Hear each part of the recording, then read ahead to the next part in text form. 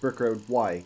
Why would you, in 2020, after everything this year has put us through, for your Christmas video, a day that is supposed to be for joy and celebration, a day that many of us are trying to use, perhaps unsuccessfully, to escape the misery of 2020. Why on this day would you inflict upon us Mega Man X6?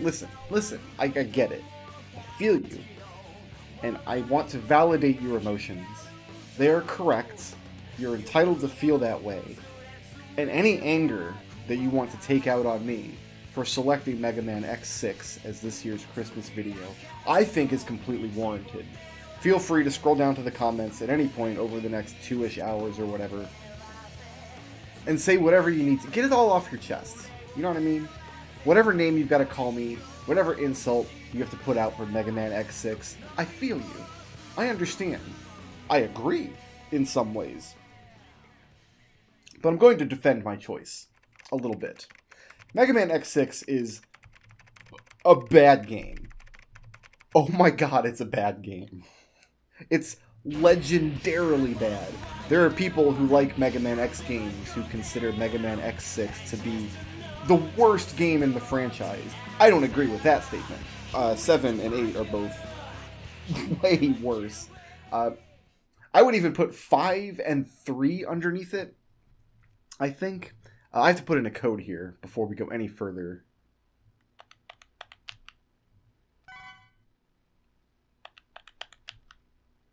I don't know if that worked. I guess we'll find out in a minute. We're going to go into option here and set some buttons because I want dash on a shoulder button like the good Green Lord intended. So we'll just go ahead and do that. Press start to exit. And game start. So the code that I just put in will let me start the game. It's supposed to let you start the game with what's called Black Zero. You can't pick 0 at the beginning of this game. It doesn't let you. You have to start with X. And you have to unlock 0 by finding him in one of the stages and fighting him. That's a bad decision to lock one of the characters up like that. Mega Man X7 is even worse. That game inexplicably doesn't let you start the game as Mega Man X. But I put in the code, and now I can start as 0 because I want to do a playthrough as 0. One of the ways to making this game somewhat less painful is to play as 0. He's just a more fun character to play, I think. So I put in the code. That's built into the game. That's something that the game just has. And thank goodness it does. So Mega Man X6, look how many tries it takes me just to get down this ladder. You would think from back here I'd be able to push down and get down the ladder. But no, it's like 4 pixels away, and the game is really that finicky about its positioning a lot of the time. So the story behind this game, I don't mean the story as in previously on Mega Man X. No, I mean like the story of the development of this game is that Keiji Inafune, who was making Mega Man games at the time, wanted to end this series at Mega Man X5 and then move on to what was then new, the Mega Man Zero series. So at the very end of Mega Man X5, Zero dies. I mean, he dies kind of violently and kind of... I mean, Zero's died in this series several times, and he keeps coming back to life, but the cutscene that we watched at the beginning of this video is actually from the ending cutscene of Mega Man X5, where Zero is just a torso, and he has a hole blown through his torso, and then with his, like, dying act, he blasts Sigma. So the idea was that cutscene was supposed to be the end of Zero and Sigma, but then some part of Zero, because he's kind of just a virus originally, inhabiting a body, and you really can't destroy his body. The same, and Sigma's the same way, but I guess that was supposed to be the story of Mega Man Zero. I've never played the Zero games, especially. They never looked very fun to me, so I never got them. But that was supposed to be the idea. It was like Zero would go to sleep for 100 years and wake up, and that's the Mega Man Zero series that Inafune at the time wanted to focus on. But Capcom said, listen, these games make us a lot of money, and we're going to make Mega Man X6, and I guess they didn't ask him or include him, so they just completely retconned the ending of Mega Man X5.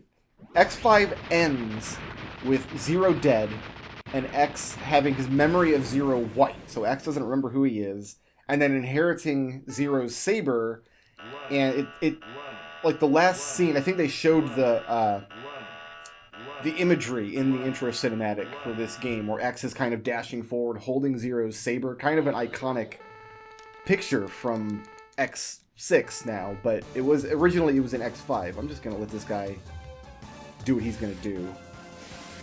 What are you gonna do? Yeah? Mm-hmm. You can't fight this boss. This boss is completely immune to absolutely everything. You can't hit him with anything.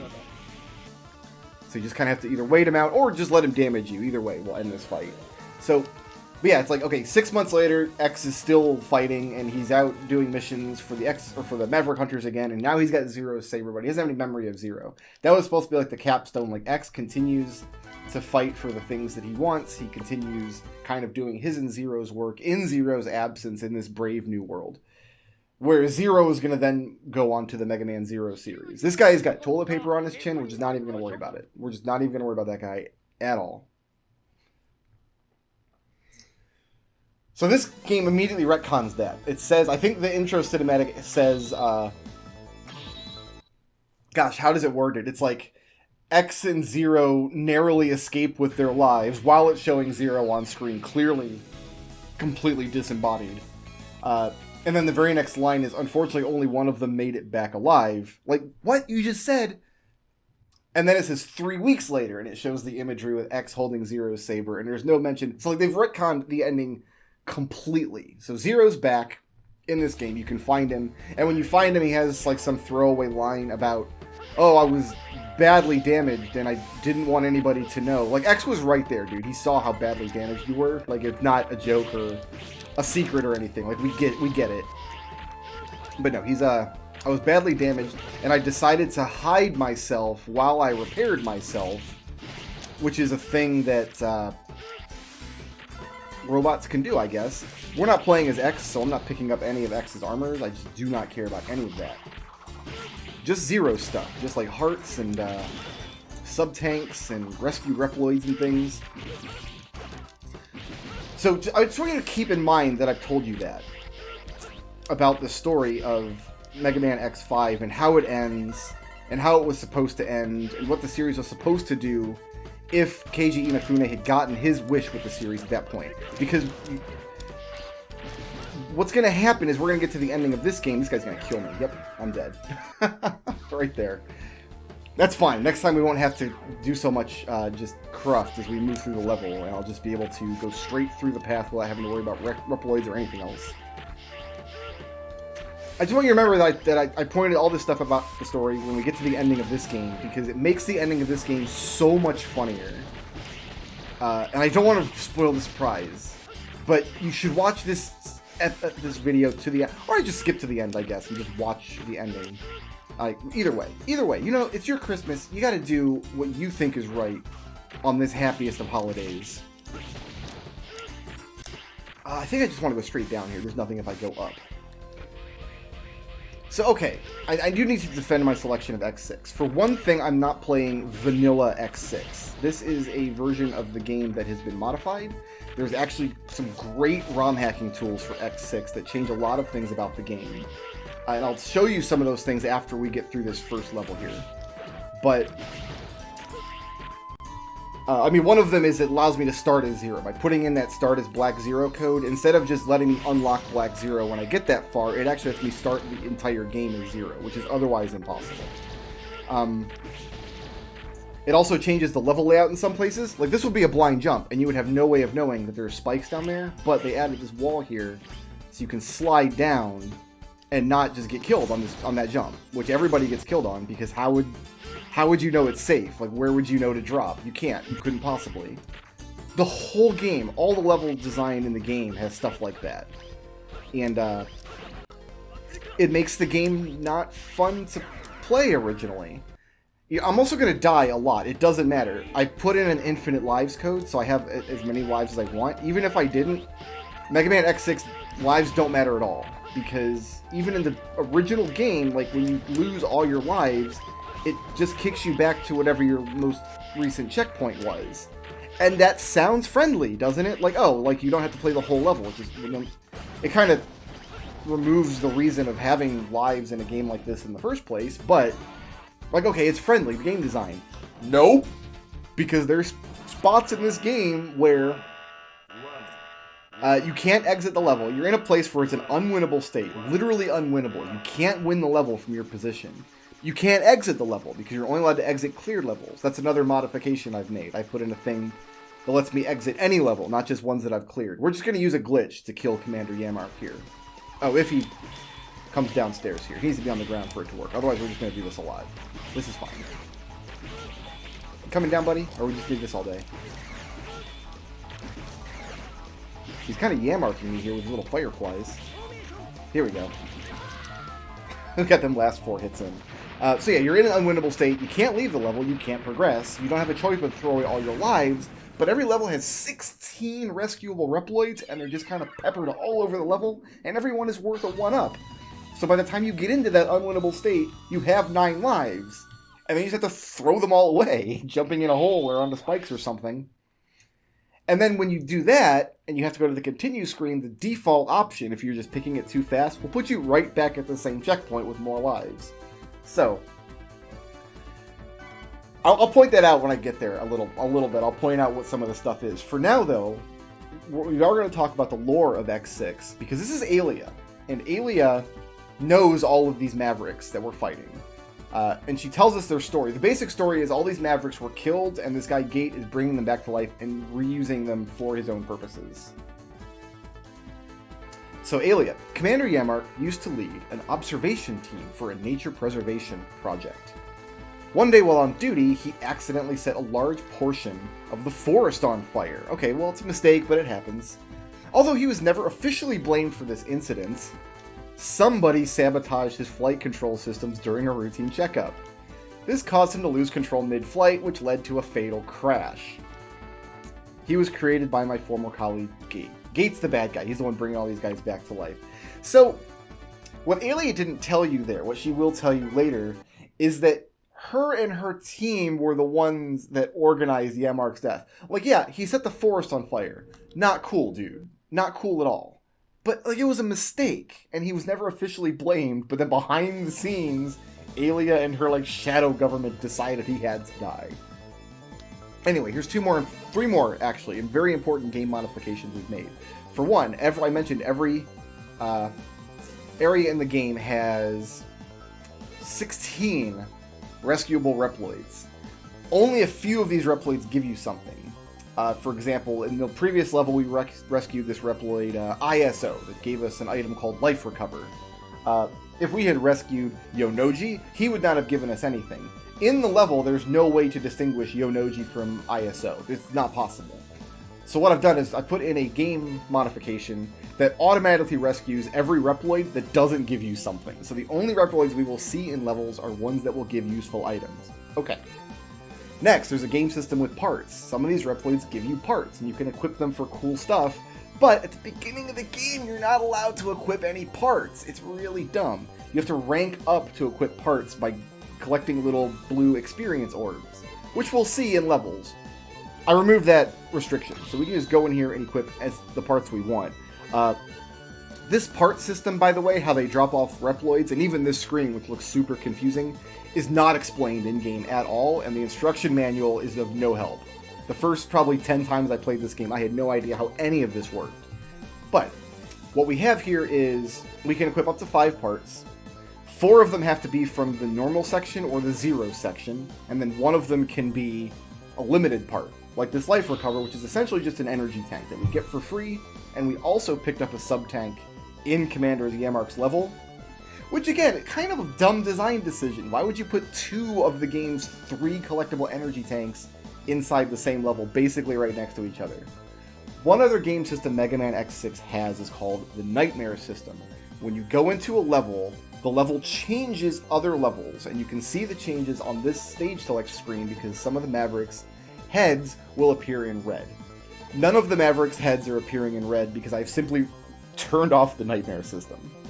It's one of these things that's okay in theory. Like, in theory, going to Commander Yamark, I forget which 2 levels it changes. I want to say Scaravich and probably Clamboy here. I'm not certain. But what it does is Yammarks will fly in from the side of the screen and kind of orbit around you, and they're difficult to shoot and get rid of. The Nightmare system that kind of changes the way you have to approach the game and the level design is interesting in theory, but the level design in this game is so unpolished, and most of the Nightmare effects are just so awful. I think there's 1 decent one and like 2 that you usually don't notice, and the rest are just absolutely terrible. So I've turned all of them off. There's no Nightmare system in this run. And this kind of defines X6 in its entirety. I told you a little bit about this game's troubled development, how the designer didn't want to make it, and the company made it, but the company also didn't give the people who were working on it. There's one of these blue experience orders. You have to collect these in order to equip more parts, and they're only dropped by these squid enemies. These are called nightmares, and they're all over the place, and they're the worst monsters in the game. And if one of them touches one of the Reploids that you have to rescue, whether or not they have a part, that Reploid is just lost forever. They're gone, and you can never ever save them. I've also turned that system off, by the way. What'll happen in my run if a Reploid gets eaten by a nightmare is basically nothing. I can just restart the level, and the Reploid will be back. So a lot of these game systems are super unpolished because this game came out less than a year after Mega Man X5. This was not in the oven for very long at all. Oh, you're gonna punch me like that, huh? Sticking me like this all day long. You'll see one of the band-aids they added, because this level has acid rain. Okay, cool, you gotta fight through a level with acid rain, but what if you take too long, right? Well, if you take too long, you kind of die, which you're going to the first time through the stage. You're just learning the level and the layout and what the challenges are, and you're going to die from the acid rain. That's not fair. So they add these recharge points. It's kind of a band-aid. It's like the equivalent of one of those pipes that children add to their terrible Mario Maker levels that just poop out mushrooms infinitely, because fighting giant Bowser with munchers all over the place, it turns out, isn't fun and takes way longer, and then they couldn't beat their own levels. This is that. It's just in a different form. We just get a refresh here in the acid rain level. Instead of the reasonable thing, which would have been to continue to develop this idea of having an acid rain level until you get a reasonable result. They didn't have time for that. Capcom wanted this pooped out in 6 or 8 months. It was no time at all. So, what X6 is, I think the most fair thing to say about it is a lot of really passionate people with decent ideas who wanted to make a very challenging Mega Man game, but not given the correct time or resources to make that goal happen. That's Mega Man X6, and that's one of the reasons, even without the game modifications, even without the ROM hacking tool I'm using, I enjoy it, because a lot of the unpolished stuff in this game, like this jump here where you've got people coming at you from off screen, while you've got homing shots coming in from below, and you've got to kind of weave your jump in between them, that's reasonable difficulty. This kind of thing is fine, and there's a lot of that kind of thing in X6. But a lot of this kind of difficulty, especially the unpolished areas, or the unpolished ideas that didn't really get time to percolate well, I think I've got to... You'll see another example right here as we go over this gap. Look at this spike hallway. First of all, just knowing where the hitboxes on the spikes are is terrible. My foot is in the spikes right now, and I'm not getting damaged. But if I jump from this position, I would die, because I'm technically under the ceiling of the spikes. Also notice the perspective issues. The top of the ceiling here is edge on, where the floor and the spike pits are at this weird angle. So it's difficult to even tell where the floor is, or how high up something is from the floor, which is an issue all over the game. Instead of trying to air dash through this spike pit, we're just going to drop a bomb and then do that. So we can save this Reploid. And we're not going to get back through here. We're just going to die.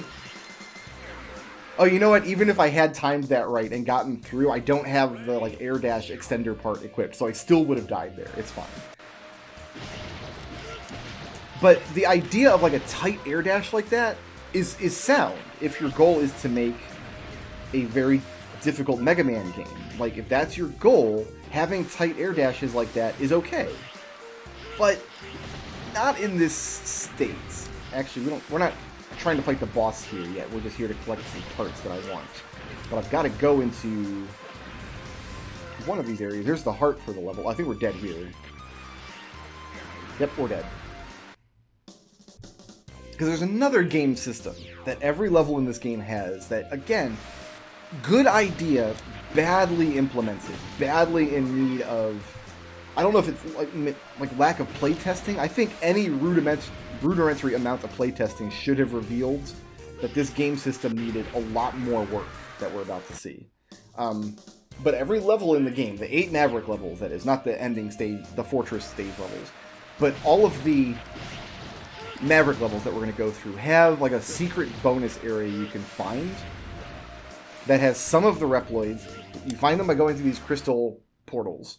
And some of the Reploids you can rescue are in here, and some of the parts, and there's a bonus boss door. If we go through the bonus boss door the first time, that's how you unlock Zero. So you can unlock Zero very quickly if you know how to do it. I think a new player probably won't reasonably figure any of that out. At least at first, they'll have to play a few levels as X before unlocking Zero, which is fine. On replays, they can, if they want to play as Zero, you just go unlock Zero right away. There's nobody even over here.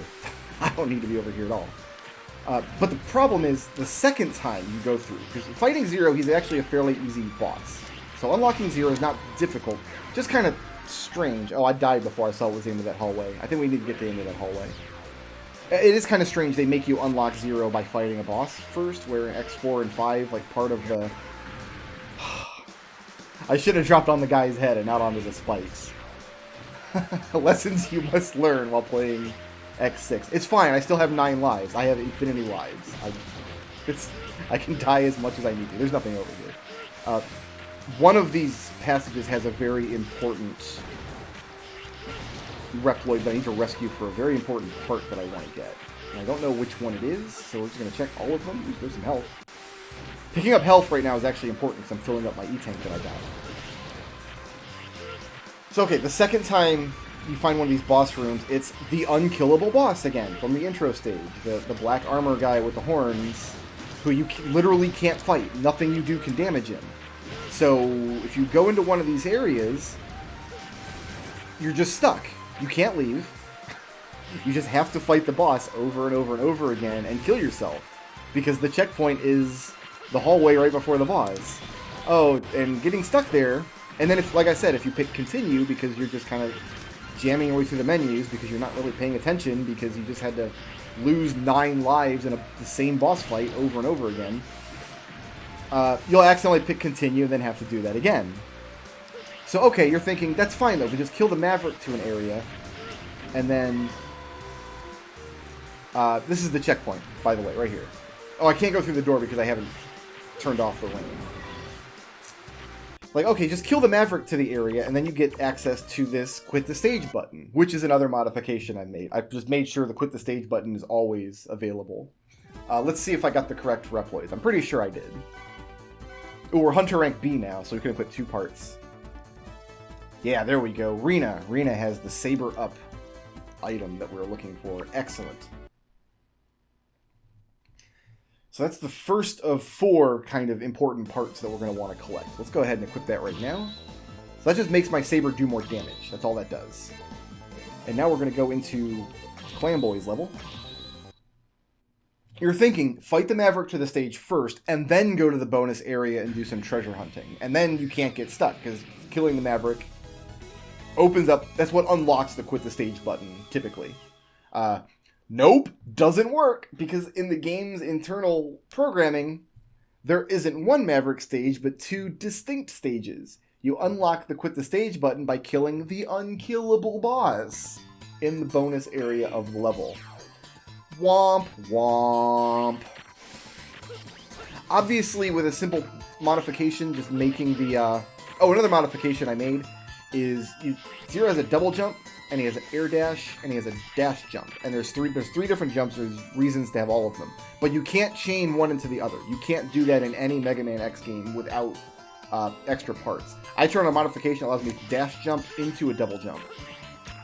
Simply because there's stuff in the game that you can collect with like bonus parts and things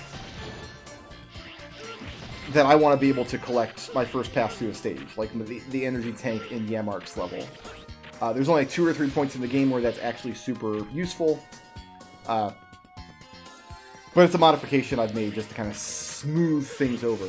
I think that's something that they can just add to the game anyway. I think a Mega Man X game, you should just be allowed to chain any number of mid-air jumps that you want. Can you shoot at me, please, so you open the door? I guess I should say something nice about the game now, because I've kind of been pointing out its flaws for 10 minutes or whatever. The soundtrack slaps. The soundtrack is absolutely amazing. I feel like 80% of this game's development resources went into making the soundtrack absolutely awesome. I think every track in the game is really good. Like, if you've never played X6 because you've heard how bad it is, and don't worry, it's every bit as bad as you've heard, but just listen to the soundtrack. Like, download it once. Like, get it on your Spotify or whatever you gotta do. But it's excellent. I love the soundtrack in this game. And I think every right-thinking person does. If that's something you appreciate about video games, you might appreciate X6. That could be the tagline for this video. You can quote me on that. Brick Road says, you might appreciate Mega Man X6. So this is like a mirror puzzle. We just have to make sure all the mirrors are facing the right way. But Zero's saber, like, chains hits in the wrong ways, and I accidentally hit the ones. I want you to aim up here, dude. There you go. Also, the lasers damage you, but there's not really a lot you can do about that. Like, you have to move the lasers around to do anything. I want this one like that, and this one like that. Cool. And then we want this one aiming down. And I'll show you one of my favorite secrets in the game. It's so good. You're going to get a kick out of this. Check this out. So, hidden wall. There it is. We're just going to sit here and fire this to the guy. Oh, that's another modification I've made. Let me show you this area first. Like, I thought I would need this double jump to get over here, which is one of the reasons I added it. Turns out there's nothing over here anyway. There is a Reploid to rescue over here, but he doesn't give you anything, so he doesn't appear here, and I don't care about X's armors. But then I watched a speedrun, and there's a platform here, which I never knew about. Also, if you die, your respawn point is here, and getting back up without a double jump is incredibly difficult, because you can't tell where the hitboxes on those spikes are. Just looking at the screen, I guarantee you don't know like where the kill line is. Also, once you're down here, you can't backtrack. So, if you were just like, oh, I'm just going to go down there and get the stuff and go fight the boss, you can't. We want to go to the sub area anyway, because that's where the part we want is. And there's some stuff here, too, that we want. Like this guy. And then a heart tank that's just on some spikes. You know, straight chilling.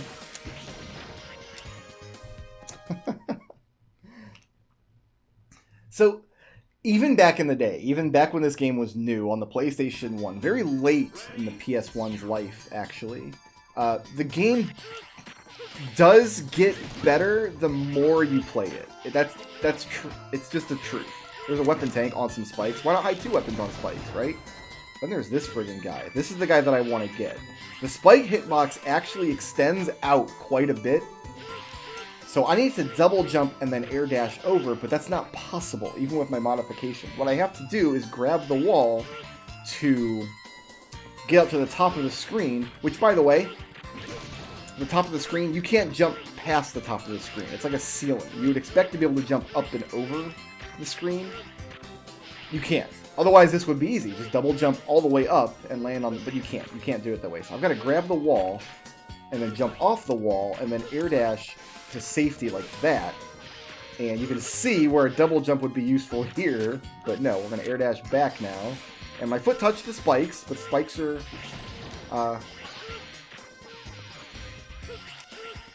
they're only a recommendation, you know. Spikes are transient. And there's this guy, and here's his friend. You can kind of see, like, you can almost see that they designed the levels first, and then they came up with this idea for, like, Reploids you could rescue to get parts, but then somebody was like, yeah, but it...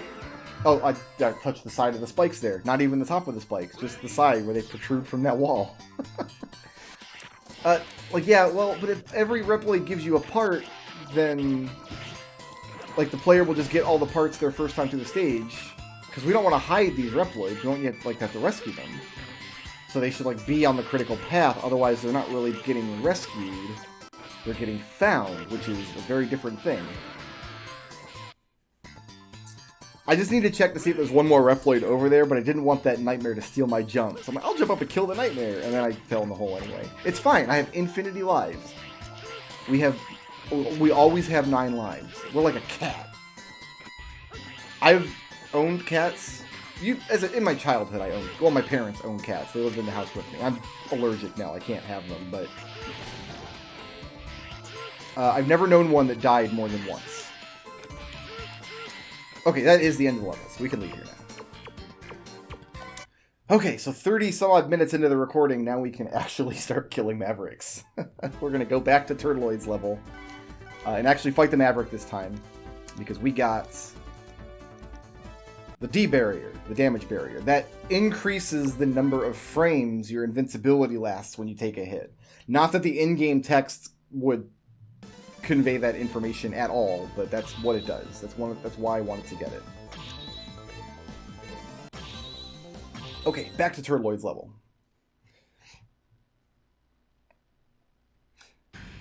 Once you kind of get on the same level, once you learn the game and you're replaying it and you go through it and you know all the terrible BS in this game and you kind of know how to circumvent it, like once you know how the Nightmare system works, either by painful trial and error or by reading somebody's detailed walkthrough of it, and know how to either avoid the worst Nightmare effects or mitigate the ones, like, the game becomes more fun the more you replay it. Mega Man X5 had some of these same qualities. It's an unpolished game. It clearly needed more time in QA. It didn't percolate quite long enough, but it wasn't more fun on replays because you had your NPC helper buddy, Alia, who is... Well, we'll see about Alia. We'll learn quite a lot about Alia now that we're here killing Mavericks. Oh, in fact, you see that the Nightmares in this level are dropping their little experience orbs again. Once a Nightmare drops an experience orb, they can't drop it again, even if you leave the level and come back, until you've reset the level's Nightmare status. What that means is, by going into Clam's level, Clambert McClamman, I have affected the Nightmare status of this level. That Nightmare effect turns the lights off, and you now have to play the whole level like in the dark. So I don't have the Nightmare effect, but because I technically changed its status, all the Nightmares did refresh their experience orders. Can't jump over this guy. It's ceiling at the top of the screen, like I said. You gotta fight it out. You just gotta go through it. So the game does get more fun, and because the game doesn't have Alia interrupting you every 12 seconds like Mega Man X5 does, back in the day I replayed this game a lot more. This and X4. I replayed them a lot more than Mega Man X5.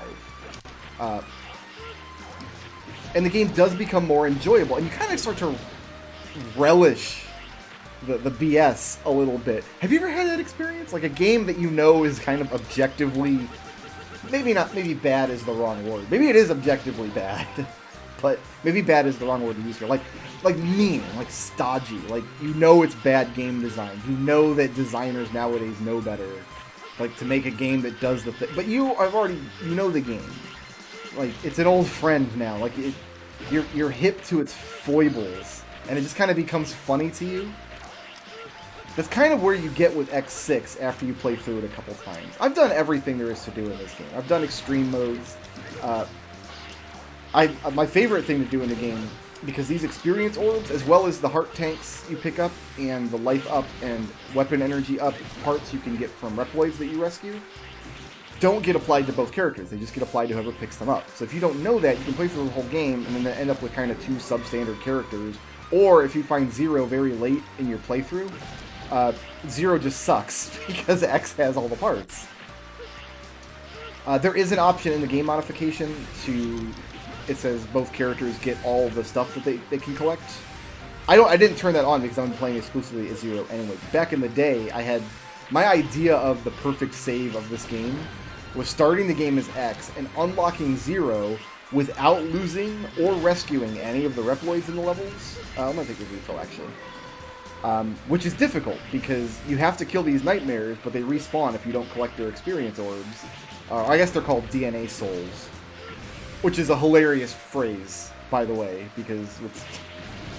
Are we going science, or are we going religion? Which way? Which way are we going with... Oh, both. Okay, we're doing both in Mega Man X6. Gotcha. Let's fight Turtloid here. So yeah, my perfect save was don't collect any souls, so X has 0 experience. Also, don't let the nightmares kill any of the Reploids, so Zero can rescue every single Reploid. And actually, rescuing Zero on the hardest difficulty level without letting X get any experience or losing any Reploids is pretty difficult, but I've done it a few times. And I like having the perfect save where Zero just gets everything at the end and X has absolutely nothing. And we're going to use this Saber cancel glitch here to just make Turtloid's day really bad. Really, really bad. The way that glitch works is your Saber swing cancels your dash, and your dash cancels your Saber swing. So you push Saber dash very, very quickly, you get the first hit of Zero's Saber instead of his full 3-hit combo. The reason that's important is because the combo, because it's a combo and they want that third hit to be really flashy, that third hit is the only hit that puts enemies into hit stun. But that means the first hit doesn't give them iframes, so if you just use the first hit over and over and over again, that happens, what you just saw. Let's learn something about Turtloid here. Rainy Turtloid belonged to a water quality improvement team, which probably one of the most important jobs a Reploid can do. He was equipped with an extremely resistant shield that could withstand hazards such as acid rain, allowing him to explore critically polluted areas that would be inaccessible otherwise. So he's given an incredibly important job, and he's given a tool to complete that job. However, the scientific community started to fear that such high defensive capabilities could be dangerous. The shield is too strong! We can't give the guy good enough armor to survive the acid rain. We need to constantly request for such capabilities to be lowered. Make his shield worse, so the acid rain hurts him. Because we're afraid of his shield. Gate refused, and was punished by his superior as a result. So somebody went to Gate, said, Gate, we need you to reduce the effectiveness of the shield on your giant turtle monster. And Gate said, no, that's ridiculous. It's a shield, and I don't want him to melt in the acid rain. And then Turtloid felt that he was responsible for Gate's misfortune. And because he didn't want to be a burden, he took his own life. So Alia and her people were so your shield is too big and you're doing too good of a job in the acid rain that we probably caused.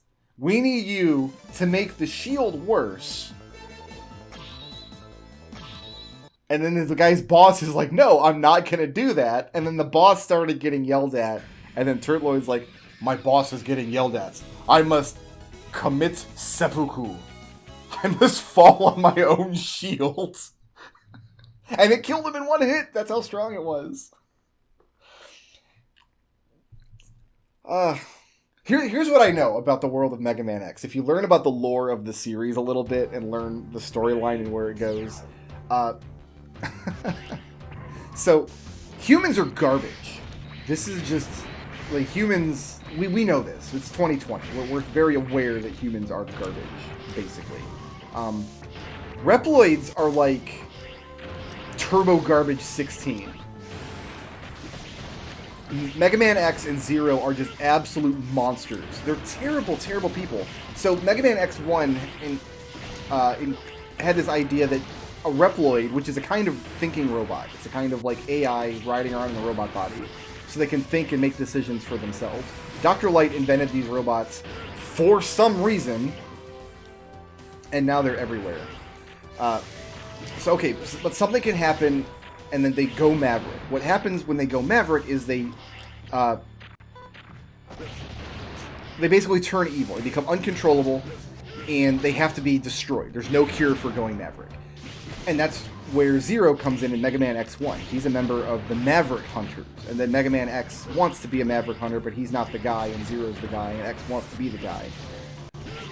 And that's where the conflict of Mega Man X1 is. The leader of the Mavericks is Sigma, and then in X2 and X3 it's reinforced that Sigma is actually not a Reploid, he's a virus. He's a computer virus that infects Reploids, and that's the cause of Reploids going Maverick.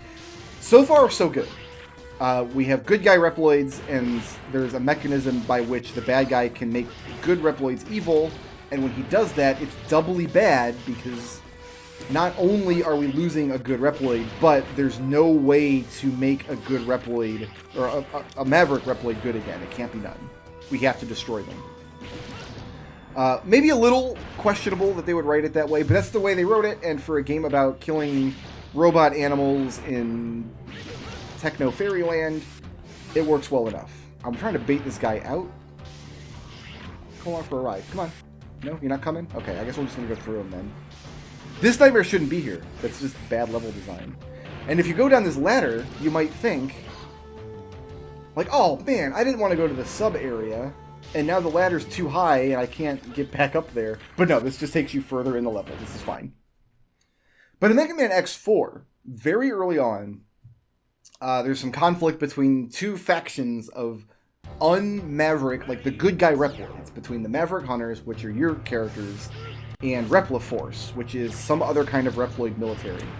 Why we need two Reploid militaries, I don't know, but two exist, and they were having some kind of conflict. And so Zero, or X, or whoever you're playing as in that game, at one point is like, man, if things keep going the way they're going, Repliforce is going to be labeled as Mavericks. Like, wait a minute, I thought becoming a Maverick was a function of, like, getting eaten by the Sigma virus. Like, Sigma creates Mavericks with his virus brain. Now you're telling me there's, like, a governing body that just labels certain Reploids as Mavericks? Like, political dissidents? And, like, that's what Alia's team is effectively doing. Like, certain Reploids we just don't like, and we're going to arrange for them to be killed. Like, I hate those spikes. I die on those spikes every single time I play this level. I never learn. And then X6 just kind of solidifies that. I think X4 was the first game where the Mavericks you fight actually, some of them do get dialogue. And then X5, all of them get dialogue when you approach them. And some of them are like, hey, remember when you killed that Maverick back in Mega Man X1? Like, he was a friend of mine. And some of us don't agree that Mavericks have to be killed. And so this is like a personal... That's actually one of the storylines for one of the Mavericks in that game. Like, I say Mavericks. Who knows if they're actually Mavericks? X and Zero say they are, but maybe they're not trustworthy. You have Alias people who are just going around brandishing people as Mavericks because their shields are too good, or whatever else. Anyway, the lore of Mega Man X is pretty gross. You are playing as the bad guys, make no mistake. So this level, you have to duck in places like this or you will get crushed. Like right here, if you don't duck, you get crushed. In the original game, if you don't duck, you would die there. As soon as the ceiling touches your head, you're dead. Or if you are ducking and for whatever reason you stop ducking, you would immediately die. So that's another modification I've made. It's an auto duck feature where in this scene, if you're in a location where you would be safe if you could duck, quack, quack, it makes you duck, and then you can't unduck once you're safe. Zero has a... Oh, it's a weapon I actually just got that I'm going to use on this next boss. I'll show it to you because it's another game modification I make that's hilarious. But he's got this jump slash right there. That's what I got from Rainy Turtloid. In this modification, that is a air move. It can only be done in the air. And one of the options was like, how many times do you want to be able to chain this in a row? And I'm like, 99 times. Why would I not want to just sit here all day doing that? So I can do that 99 times in the air if I want. But in the original game, it's only a ground move. The reason they changed it has to do with the way certain Zero abilities, their controls are mapped, and how it can cause you to die.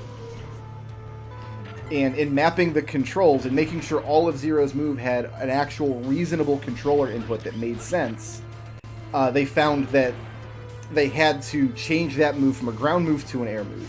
And I like it as an air move, and I can do it 99 times, so it's fine. But you're not ducking when you do it. So, if you're it looks like you take up very little space, right? Like, it kind of looks like Zero is kind of scrunched up there. But if you're in a situation where you're ducking to avoid the Crusher and you do that move, you just die instantly in the original game. So that's a modification I made. I made sure that doesn't happen. I'm gonna get spiked. It's fine though, those are not instant death spikes. Did I get it? I didn't get it, really? Oh, there's one more on this side. Oh, okay. No, we're fine. We're doing that. We're doing that. It's gonna put me right back at the sub boss. It's okay. So you can see here an actual good idea for a boss fight. How you kind of have to use the walls to avoid the bombs, but then they make decisions like, oh, we'll have the guy come down with no warning, with a damage hitbox on him, right where you are, even though you're in the only safe location on the screen from the threats that you see on the screen, and now a new threat enters without the old threat running out and without any warning. That's the kind of stuff that you should catch in boss fights like that. It's the kind of stuff you should catch. Every single individual item in this game is probably okay in isolation, but in Mega Man X6, you're never dealing with things in isolation. You're always dealing with a bunch of stuff at once. And it does make it for one of the harder games in the series, and some of the challenge is very good. Some of the challenge works really, really well for this game, but a lot of it is what people would call fake difficulty. This is Metal Shark Player. He's one of my favorite Mavericks in this game, and he makes hilarious sounds when I hit him with the jump slash, so that's what I've been doing. I think another 6 or 8 months of development time, like getting the game to this point and then saying, okay, now we start the QA process and we're going to refine these challenges. Another 6 or 8 months, still probably, it would still been a super fast turnaround time, because even with that 6 or 8 months, you're still looking at X6 coming out like within a year of a year or two of X5, which is ridiculous. But I think it would have done the game so much good. I think this game could have been so good if that had been done. 99 times in the air I can do this. Oh, he's going to call Sting Chameleon. There he is. What's up, Sting Chameleon? Unfortunately, this game never got the polish that it deserved. And that's one of the goals of this community that made this ROM hacking tool, is trying to address, trying to make the game more palatable. Because there is really a kernel of a great game in here somewhere that you really have to dig hard to find properly. Oh, are you guys ready to hear some terrible things that Alia did to poor Metal Shark Player? Okay. Let's find out. I think this is the level where we get the last, like our last important part. Yeah. The Saber Extend. That's going to be really important for us. Metal Shark Player belongs to a recycling research team. He studied recycling methods in order to devise methods. So he's studying methods to devise methods. Somebody else devised the old methods. He's got to look at the old methods to devise new methods. A lot of methods in play here. So he's looking for ways to create new Reploids from parts of deceased Mavericks. I was just talking about this. We have to kill Mavericks. We can't cure them, and all their parts are laying about, but what if we could build new Reploids out of them? The crux of Sharky's work was the analysis and manipulation of the DNA data contained inside the Mavericks, Such was the ingenuity that he eventually managed to actually bring deceased Mavericks back to life. That's exactly what we need. Because we can't cure them. We have to kill them. Also, it's showing the wrong Reploid on the screen. It's showing Blizzard Wolfang and not Metal Shark Player for some reason. I have no idea.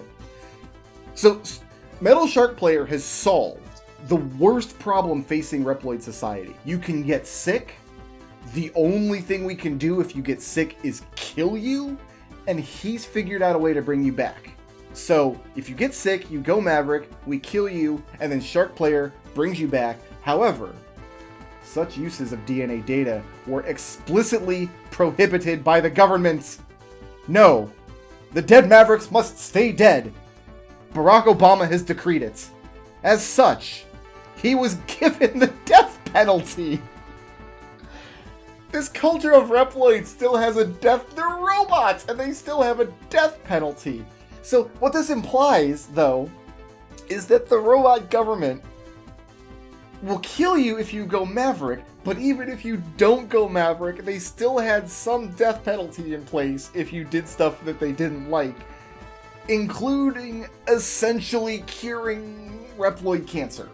That's what happened. Shark Player cured Reploid cancer, and the government put him to death. I would give anything to know how these executions were carried out. Like, are there like Reploid hangings? No, we need one more part before our saber is awesome. But wow! So Metal Shark Player, probably the best Reploid ever, if what Ailey is saying is true. And then they gave him the death penalty for solving the biggest problem facing Reploid culture. Okay. Oh, this level, though. This level needed some more time to bake. You'll see what I mean. Like, if I get stuck on one of these hills and die... So you gotta get up the hill quickly, or this happens. And this happens for way too long. Way too long. I have no way to convey what the ice physics are like on these hills. All I can do is tell you that they're borderline unmanageable. You have to do virtually perfect dashing jumps to get up these hills. And they give you these little safe spots, but if you don't, like, I got there perfectly and I had no time. If I had not done that perfectly, like right there, I missed my input. Now I better just wait for another cycle. If you don't do it perfectly, you get hit, which knocks you back down the hill. Is there not another cycle? Oh, here it is. If you get knocked down the hill, you're kind of just stuck in this feedback loop. You're just going to keep getting knocked all the way back down. So, the little safe spots are fine, I guess. Like, having them here, it's better than not having them. The level would have been better if they had just decided this combination of ideas between slippery hills, you have to do perfect dash jumps to get up, as well as these weird avalanche rocks. Like, that combination of things just doesn't work very well together. Like, the level would be better if they had figured that out and redesigned the level. But okay. Oh, you can't wall jump in this level either, anywhere. You can't grab the wall at all. And the only way you can know that... Oh, you know what? No. Maybe if you listen to Aelia, she tells you that. Maybe this is a case where if you do... But maybe... Then again, the translation of the game was so bad. Like, it would just have been horrible English, and there's no way to tell what... Anyway. What was I talking about? Level design, yes. This guy I'm going to shoot, I think. No, I'm not. I'm going to jump over there. Aha! Double jump. So we already didn't do that. So, like, the little hidey holes, they're fine for whatever they are. They kind of need to be there. Here's another spot where I wanted this jump for that reason. Oh, you just got to just go through this guy and listen to Dr. Light. And also there's a Reploid on screen and an avalanche and 6 other things. This game is so busy all the time. Busy, busy, busy. What was I talking about? I lost my train of thought. So, okay, we got these little hidey holes. So it's fine. It's whatever. Like, the challenge of, no, you are not going to go up there and take my Wolfang. That's my Wolfang.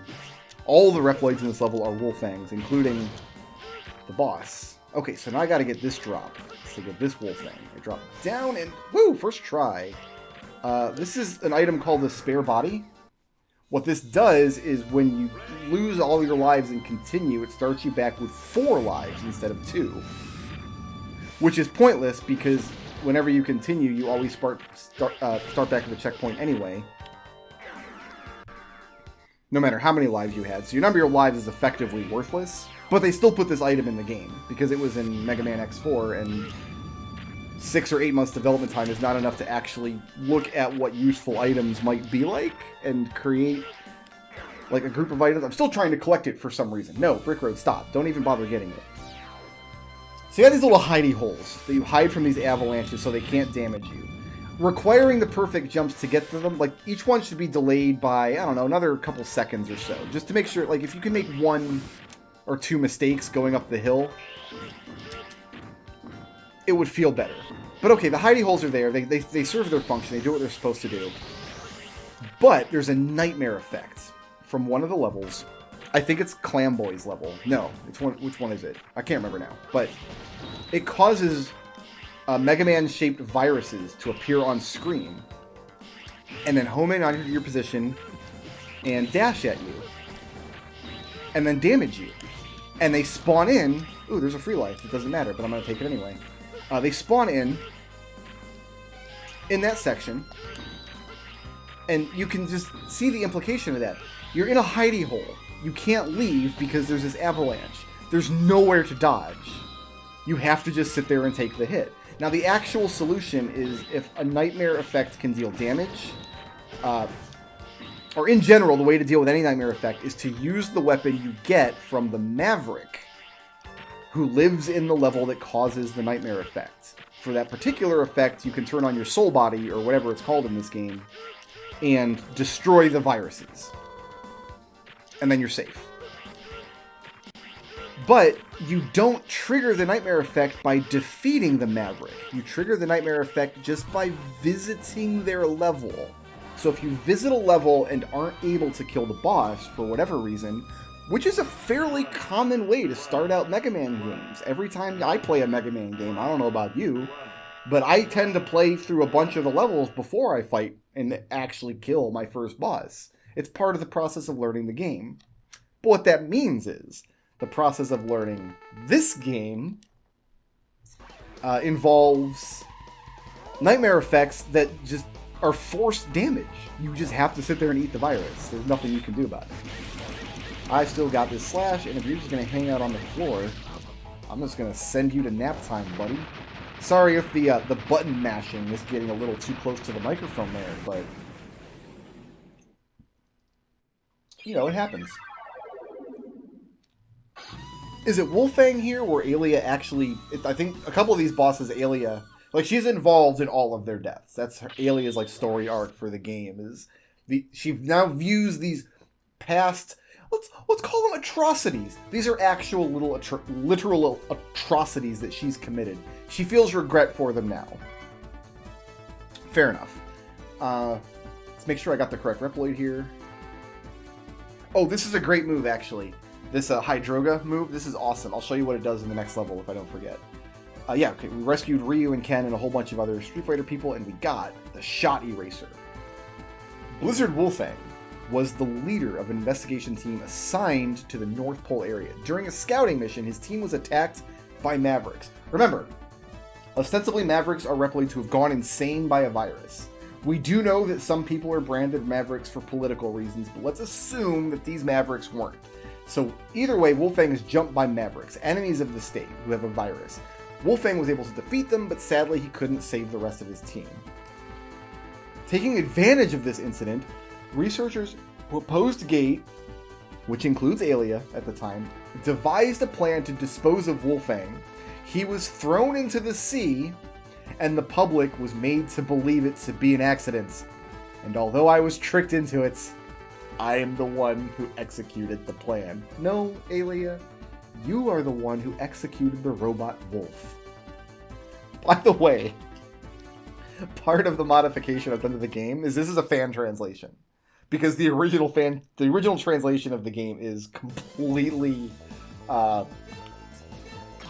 You don't even recognize it as words. Nothing makes sense. Like, absolutely no part of it is even remotely comprehensible. We're going to go fight Infinity Maginian now.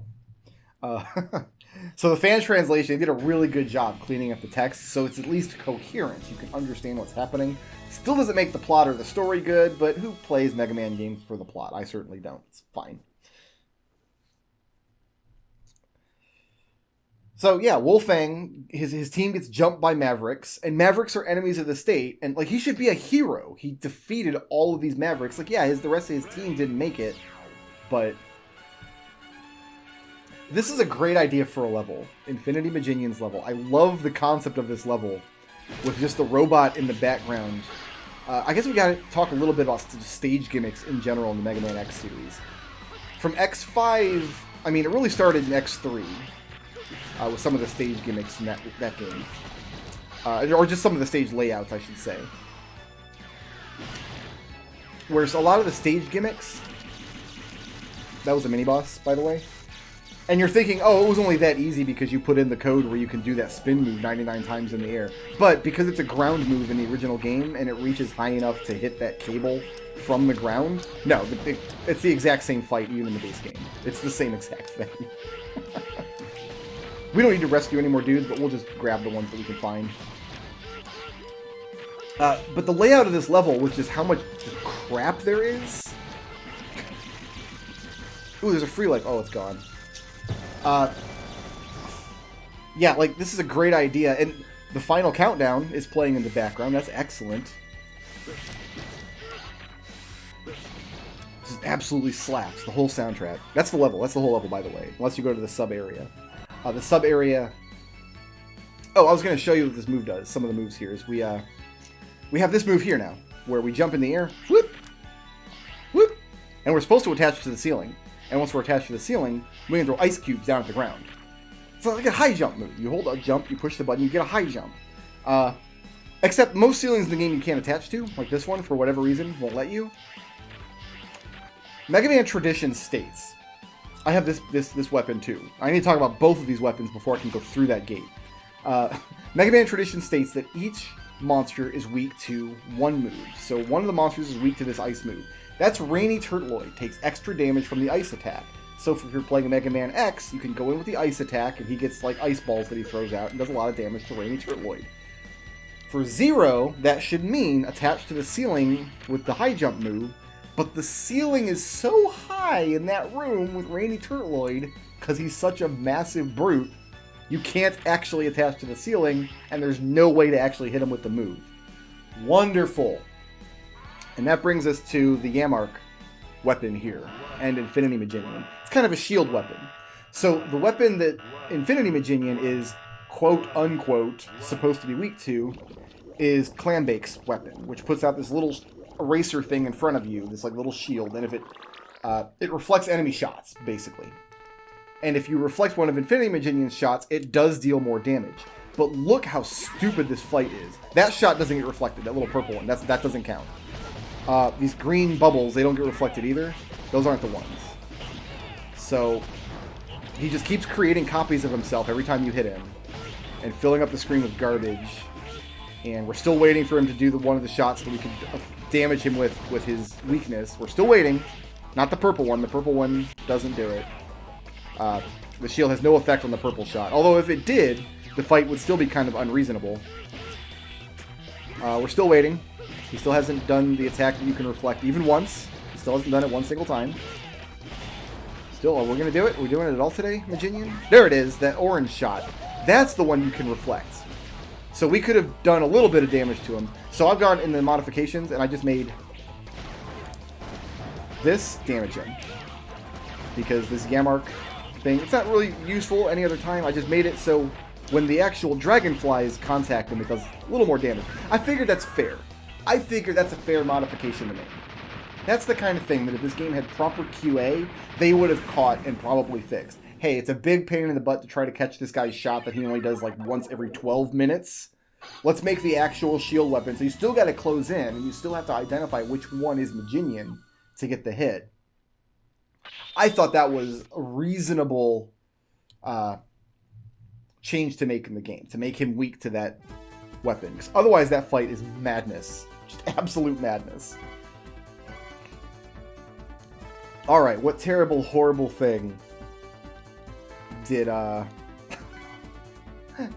do to Mr. Maginian? Infinity Maginian used to work as a test... They all just show Wolfang.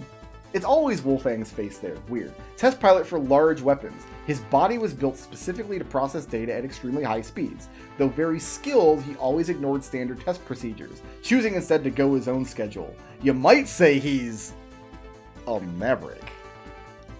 He yielded excellent results, but was always at odds with the other staff due to his arrogance. Not even Gate could put a stop to his disruptive behavior. So he hasn't done anything wrong, he just has a bad personality. Like, people have to put up with Maginian. He's the best at one. He's Dr. House. He's Gregory House. Eventually, one of his tests was sabotaged. It was a staged accident, and Maginian was killed in the process. Remember that episode of Dr. House, MD, where Cuddy had him assassinated? She hired a sniper and put the sniper across the street from the hospital, so when House was limping up to the hospital, they just took him out. No, oh no, because it's not a reasonable thing that anybody would do just because a guy is a little bit of a jerk. Because he's doing a great job, like...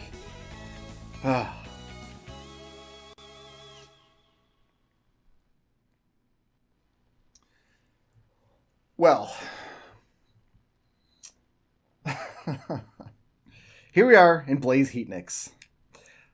And holy gosh darn, it's a stage so chock full of bullpucky. It's over 10 minutes long, and I can still spend the entire time talking about how terrible it is. That's a... Oh, I'm pushing the wrong button for my Giga Attack. That's a paraphrased quote from the venerable Hide of Beasts playthrough of Mega Man X6. I want to talk about Hide of Beast a little bit, because, okay, I get it. You guys hate X6. You hate that I'm playing it on Christmas. You wanted, I don't know, Yoshi's Island again. You wanted a fun Nintendo game.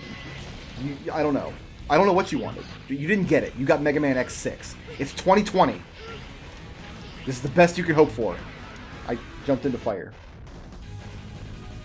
But if you haven't been acquainted with Hide of Beasts, I am delighted to inform you. I've never met this guy ever. I don't even know if he still exists. He hasn't been on the internet for years. But he has Mega Man X playthroughs on his YouTube channel, where he basically does minimalist playthroughs. He plays the game with as few things as possible. If he can get through the whole game without using weapons, he doesn't use weapons. If he can get through the whole game without parts, he doesn't use parts. If you can do it without armors, he doesn't use armors. You can do it without dashing, he doesn't dash.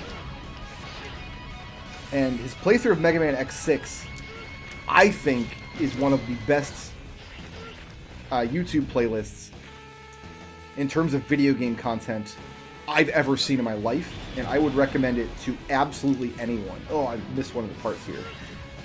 Because Blaze Heatniks, in this level,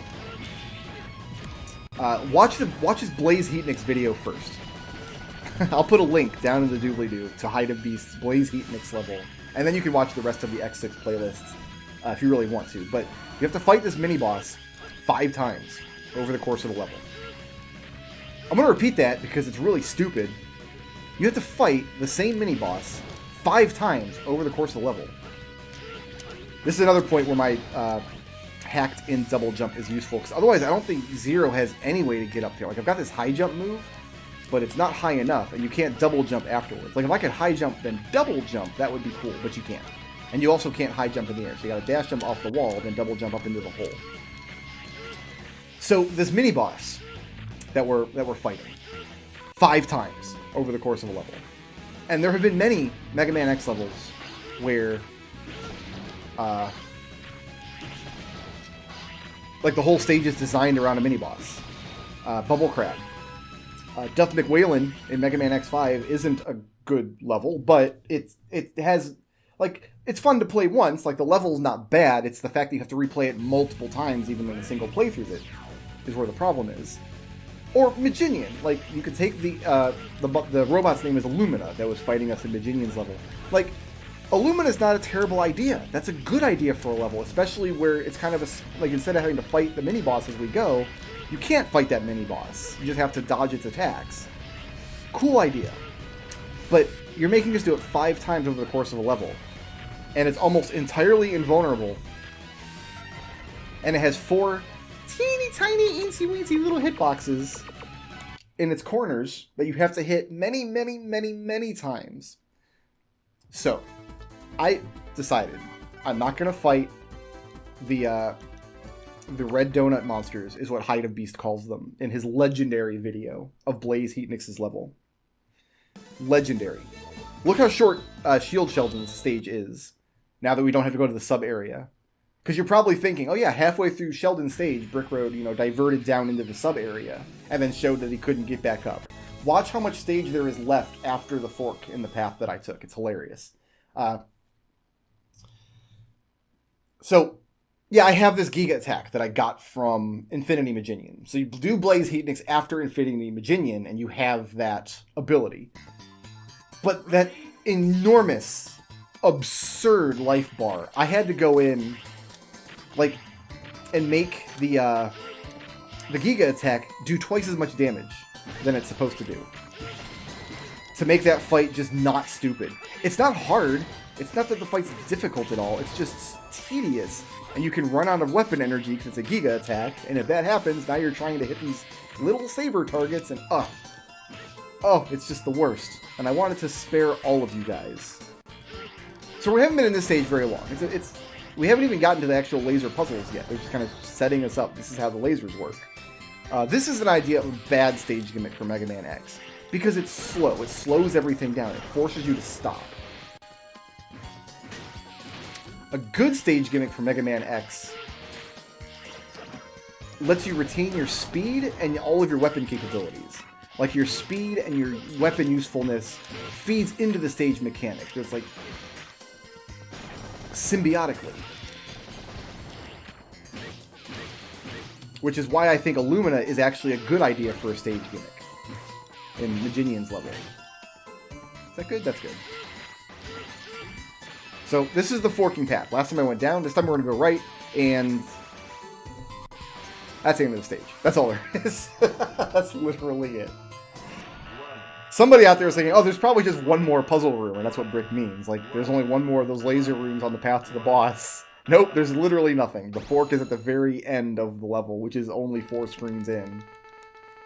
So here's what we're going to do to Shield Sheldon. Check this out. We're just going to go up to him, and we're going to duck next to him, and then we're going to saber cancel, saber cancel, saber cancel all day long. Oh, he's got a hit point left. Get out of here with that. See you, buddy. Some of these boss fights, by the way, are really good. If you don't use the exploits, you actually want to go in and learn the boss patterns. You'll see some of them if you watch some of Hide of Beast's videos. Like, the boss patterns get really good, and they scale up in difficulty as the game goes on, and then there's, like, if you switch it up to the extreme difficulty level, the bosses get new patterns and attacks. Like, a lot of thought went into them. And I think this game has some of my favorite actual Maverick design in the series. Just from a visual standpoint, I think most of them look really cool. A lot of the ones from previous games look really derpy. Shield Sheldon looks really derpy, but you have to have 1 or 2 derpy ones. Anyway, he belonged to a security police force. He was the bodyguard of, wait for it, Dr. Jim, the chief executive of an energy research institute. One day, Dr. Jim suddenly went Maverick. Okay, so this happens. You go Maverick, and you have to kill the Maverick. There's no other way to cure him. Sheldon had no choice but to neutralize him. He did what he was supposed to do. The Maverick Hunters got there, and they thought Sheldon was the Maverick. So the Maverick Hunters show up. These are the guys whose job it is to know which robot is the Maverick. And said, oh, it must have been the clam guy. He killed Dr. Jim. We like Dr. Jim. So apparently there's not a test, like there's not an objective way to determine who is a Maverick and who isn't. They have to rely on these subjective labels, which makes the whole thing about murdering them being the only solution kind of 1940s Germany, in a way. Oh, and Sheldon also committed suicide. Because they labeled him as a Maverick for doing the job that the Maverick Hunters should have done. The Maverick Hunters screwed up. They didn't do it right. They didn't get to Dr. Jim in time. Sheldon had to do their work for him. Ugh.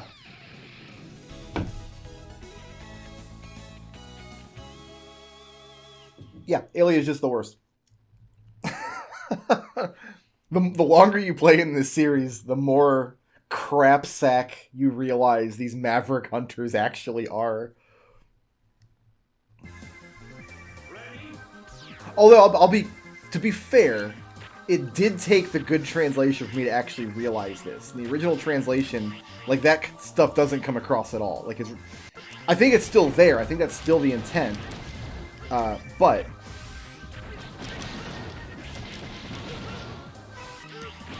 it's much harder to notice because the localization is just so wretched. Let me talk a little bit then about some of the stuff I like in this game. Because this level, it's not a great level. There are lots of reasons. Like these little sub-areas, these little blue areas in the museum that are just filled with these nightmare monsters. Like there's just a million of them all over the place. And these brown randomly spawning bricks everywhere. I don't know. It's a mess. But you can make a lot of mistakes in Mega Man games. You get a big health bar, and Zero is just fun. Like, the more monsters you swarm me with, the more fun it is just make them all explode with my saber. Like, even though the level is kind of badly designed, it doesn't mean it's not fun to play through. You just go through kind of mindlessly hacking everything to death.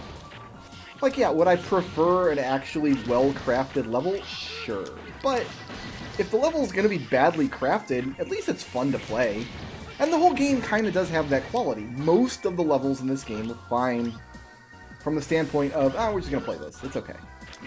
Some of them are not. Oh, I have this move, by the way. I got that from Metal Shark Player. It's pretty good. I mean, it's alright. I can do this 99 times in the air, so I'm just going to do that. And you can just stall for as long as you need to. As long as you need to, buddy. And that's a really important quality for a Mega Man game to have. Like, is it just, can you pick it up and just have some mindless fun? And the more you learn about the game, like once you know the layouts and the various strategies for dealing with the stage nonsense, if you know how to avoid the worst nightmare effects or know how to deal with them, it's not a terrible game to just pick up and play. It's a better pick up and play game than X3, which I think is just incredibly tedious. Oh, I jumped onto the ceiling accidentally because I was holding up when I pushed jump there. So that's what the move is supposed to look like, right there. But you can't get to Turtloid's roof, so I thought about giving Turtloid a weakness too, because like every Mega Man boss is supposed to have a weakness, but you can just use the Saber Cancel exploit and kill him in 10 seconds. So, oh, can't get down this ladder. Nope, we're fine. But then you get to areas like this, which is like, I don't want to go to the sub-zone, but it's kind of going to be hard to dodge this thing. Yeah, we got it. It's fine. So yeah, the game is bad, but once you get acclimated to it, like, you know, okay, let's put it this way. You run yourself a bath, and when you first put your toe in, it's way too hot, and you're like, scorch yourself, and you cry out. Like the little tiny baby man that you are. The water's too hot. By the hair of my chinny chin chin. But you know, if you force yourself to get into that hot bath, you big baby, and you sit down in it, you know, after you burn your feetsies off, it starts to become comfortable. And then you kind of like it in there. And you don't want to leave. And then it starts to get cold and less comfortable. And the analogy starts to break down a little bit. But that is kind of what X6 is like. Because the levels are bad, but they're not, like, unplayably bad. The way that some of X7's levels turned out to be in the one time I played that game. I need, now that I've played X7, and I've seen how bad it is, I need Hide of Beast to come back to life and do a no-damage, minimalist playthrough of Mega Man X7. I don't know where this guy is. He vanished from the internet. Like, I don't know if he's alive. If he is alive, I don't know if he's still making content. Like, he might be in jail. Oh my god, what if Aelia got him? What if, like, he was doing a good thing by exposing bad Mega Man X games to the world, and Aelia's people, like, Black Vanned him and gave him the death penalty? Anyway, I would love to see Hyde Beast take on Mega Man X. You can safely stand in front of that totem pole. Like, there's a spot on the ground. Like, it looks like there's not. Looks like there's just spikes there, but there is a spot right in front of the totem pole where you can stand safely. And you don't even need that much space. Like, you saw how little space there is, and there's totem poles later in the game that are even more absurd. These little sub-areas, by the way, are randomly selected from a pool of, I don't know, 6 or 8 or so. You go through, I think, 4 of them. I didn't even count. I didn't even bother counting. But one of them has the path to the sub-level, which is required if you want to rescue all the Mavericks and stuff. And one of them has a piece of armor from Mega Man X. Like, yeah, I can just stand here and I'll take damage, but it's safe otherwise.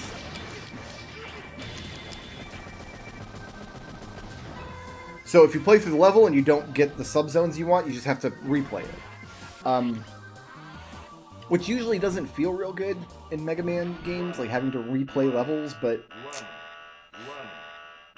it's required in this game. It's required in most Mega Man X games. And X6 is a little better about it than some games in the series, which is another reason it is a little more replayable. This boss is just a joke. I have no idea what they were doing with this boss, because it's never difficult. Like, you can fight this guy first. Maybe that is the intent. You're supposed to fight him first. But then Commander Yamark is... I think Yamark is the one, the Dragonfly boss, is the one that you're supposed to fight first. Because there's always a boss in a Mega Man game that is like a little easier than most of the other ones. And in that game it's Yamark, to the point where Yamark even has a much smaller health bar than the other bosses do. Ground Scarevich's whole thing is he just keeps rolling in bigger and bigger balls of dung onto the screen. That's his only attack. And sometimes he kicks them at you, but whatever. And I've seen that in a game critique of Mega Man X6 once, back when the game was new, as kind of a symbol for the Mega Man X series overall. Like, they just keep rolling out bigger and bigger piles of dung, and we still keep eating them, just like the Noble Dung Beetle, or in this case, the Noble Dung Beetle robot. Down plus special in the air activates that attack. I want you to remember that. Ground Scaravich used to be a treasure hunter devoted to researching historical sites. Along his expedition, Scaravich accrued a vast amount of data on ancient robots. In fact, a large portion of Gate's research material has been provided by Scaravich. One day, he was sent by Gate to a classified area. It was the laboratory where Dr. Kane found you. Oh, she thinks she's talking to X here because she's dumb.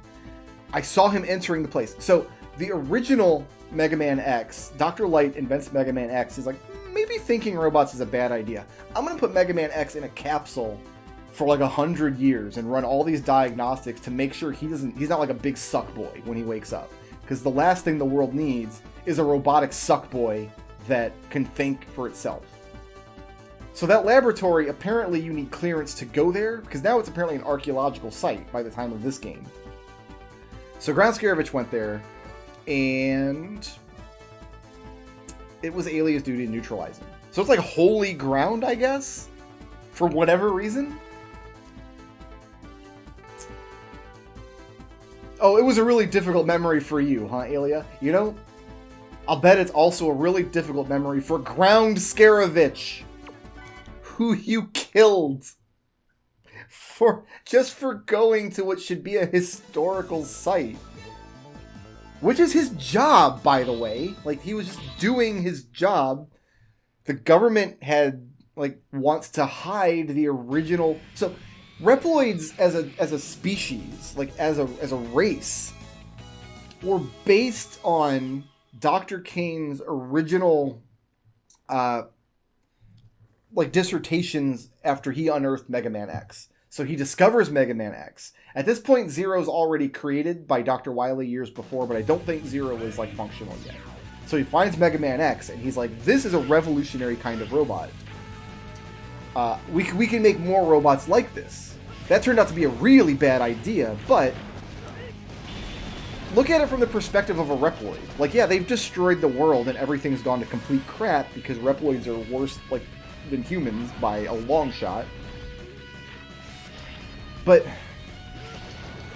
this site is like the genesis of their species. Every living Reploid over the course of their life, like, should find it.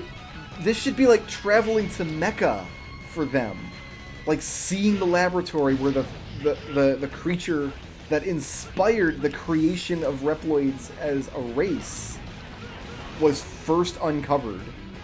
Like, there were no Reploids anywhere in the world. And then this location was found. And then more Reploids were made because what was found there was so... Oh, I got them all that time. But no. Instead, the government keeps it as a black site, doesn't let anybody go in there. And when one of the robots was like, you know what? No, that's BS. We should be allowed to go there. This is our heritage. This is our past. They're keeping knowledge from us that we deserve to have. So I'm going to send my guy down there. I have an archaeologist. He's going to go down there, and we're going to see what they're hiding. We're going to find out. We're going to learn something about ourselves. Maybe by going there, we can learn something about Mega Man X. Look at this room. What a room. What a room that is. And if we learn something about Mega Man X, maybe we'll learn something about ourselves. Like, okay, somewhere, I don't actually know where it's kept, but somewhere in a museum, there is the, a group of human remains called Lucy. It's female skeleton, and it's thought to be the oldest form of, like, the progenitor of our species. Like, it's the oldest known intact remains of the Homo sapiens species. They found it, they put it in a museum. So any human being who wants to learn more about natural history, can you check out here just the great design of this, where the platform I'm standing on has that angled look to it, but the lava does not. Also, the lava is purple. The government won't let Reploids go look at their Lucy. Okay, so we got this move from Ground Scaravage. No, we got this move from Ground Scaravage. So this move is down plus attack. This move is down plus weapon button. In the original game, because there's two fire buttons. There's the attack button, which for Zero does this, and there's the weapon button, which for Zero does this. And both of these animations I've sped up in the modifications. Like, the slashes come out the same, but when he puts his saber away, it goes away much faster. It's like 3 times longer in the regular game every time he triple slashes. So I fixed that. For some reason, when they originally made the game, they didn't want to put any of these like extra attacks, this or this, on the weapon button. So what they did was, this was weapon button, down plus weapon button in the air, and this was, I think, down plus weapon button on the ground. But because down plus weapon button in the air was already this, they couldn't make it this. So they mapped this to up plus weapon button. So to do this move, you had to push up plus a weapon button. Up is the button you have to hold if you're trying to grab onto like a rope or a ladder or something. And you've seen levels already where there are ladders or ropes in the background you're trying to grab that are just flooded with nightmares anywhere. So you can imagine with Zero trying to hold up to grab the rope and also hit the button for your weapon. But if you do that, you go into this dive, and it just sends you down into the hole. I pushed the wrong button there. And I just died in the purple. So you can imagine how many people have died to this over the years, because to get this move, you have to press up plus a button. Also, you can cancel it in this one now. If you just let go of the button, he stops doing it. Not the case in the original game. Once you started it, you could not cancel out of it, and you were just coasting on down to the hole. I'm sure I've done it at least once. And then in the background of this level isn't purple lava, it's like purple pudding? Volcano pudding? I have no idea. I wish this wasn't Heatness's weakness, but it is.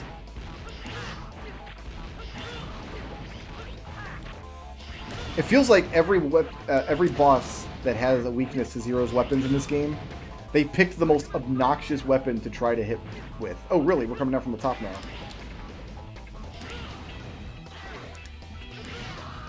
Like, we couldn't make his weakness the air spin, which would have been really easy to execute against him. Or the ground spin. It was a ground spin originally. No, it's got to be the dive move, where you have basically no position to pull off a dive move. Zero's attacks with his saber actually are good enough to fight all the bosses without special weapons. And maybe that was part of the design philosophy, because even going back to X4, I think there's literally one Maverick that gives you the double jump as their weapon.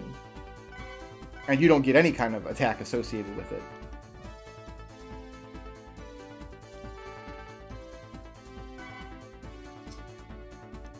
Actually, I think that's this fire weapon is weapon button plus up, which is why they couldn't map weapon button plus... Anyway. Blaze Heatnix was part of a team that explored volcanic hotspots. His heat-resistant body allowed him to explore areas inaccessible to anyone else, except for Flame Mammoth and Flame Stag and Magma Dragoon and Burn Dino Rex and every other fire Reploid out there. However, his recklessness often led to the deaths of team members who couldn't keep up with him. Despite that, Gate kept augmenting his abilities. In order to prevent any more victims, an accident was staged deep underground. Why? Like, okay, we get it. In this one specific instance with Blaze Heatnix, 1 out of 8 of these guys, one of them was an actual dangerous jackass who needed to be taken out. Why you didn't just label him as a Maverick? Because he... Listen, okay, you don't have a test. You can't tell by using science or magic that a Reploid is Maverick. You have to just label them as a Maverick based on whatever subjective criteria your Reploid government has come up with. Okay, fair enough. You've got a guy who every time he goes out to a job gets his team killed. Why don't you just say that dude's a Maverick? He's, like, that would be justified in that case, and then you could just give him the death penalty. But no, they had to stage an attack. They had to make it look like an accident. Okay, this level. We're into the final levels now. Which look awesome, by the way, but you got these red spikes all over the wall. And in the original level, the sides of all these platforms here all had red spikes on them. So, not only could you not do this maneuver to get up, because the spikes on the wall would kill you, you had to do something like this. But even if you did this, you see how my head is kind of clipping into where the red spikes will be on the next platform, and that would kill you. X starts the game with armor in this game that can make those jumps, but if you're not using armor, if there's no possible way for X to make those jumps without certain kinds of Reploid parts, which you might not have found because Reploids are permanently missable, or without using weapons in some way. I think a design principle for any Mega Man game should be that every stage should be completable without things you can miss in the game. And this stage does not live up to that. If you choose to play as X without wearing his armor, which is a valid choice as like challenge runs and things, I think if they put that option in the game and allow you to do it, they should make sure that he can get through the level without having to resort to using things that are permanently missable. And they didn't. So if you get to this level,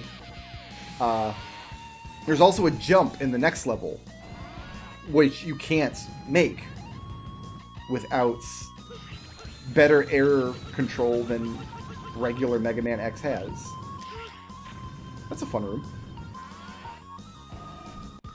So the whole end of the game here, depending on who you're using and why, is designed so if you're using armor that the developers don't want you to use for whatever reason, you get mad punished. And the first instance of that is right at the beginning of the level there with those spike walls. So, okay, 3 screens in, you realize I can't win the level with this character. Fine. This is my favorite part of level design anywhere in the game, where you've got the frozen floor and then the fire.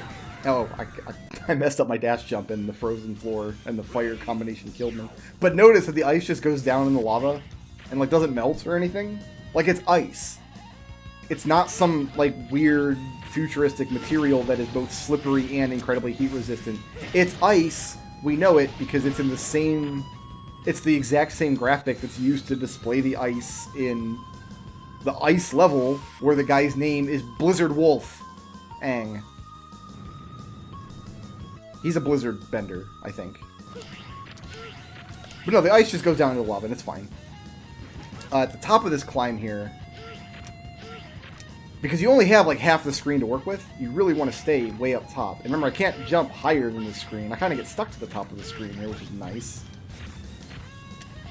But you can get stuck on geometry up here that you can't see that's off screen, and the geometry right above my head here has spikes on it.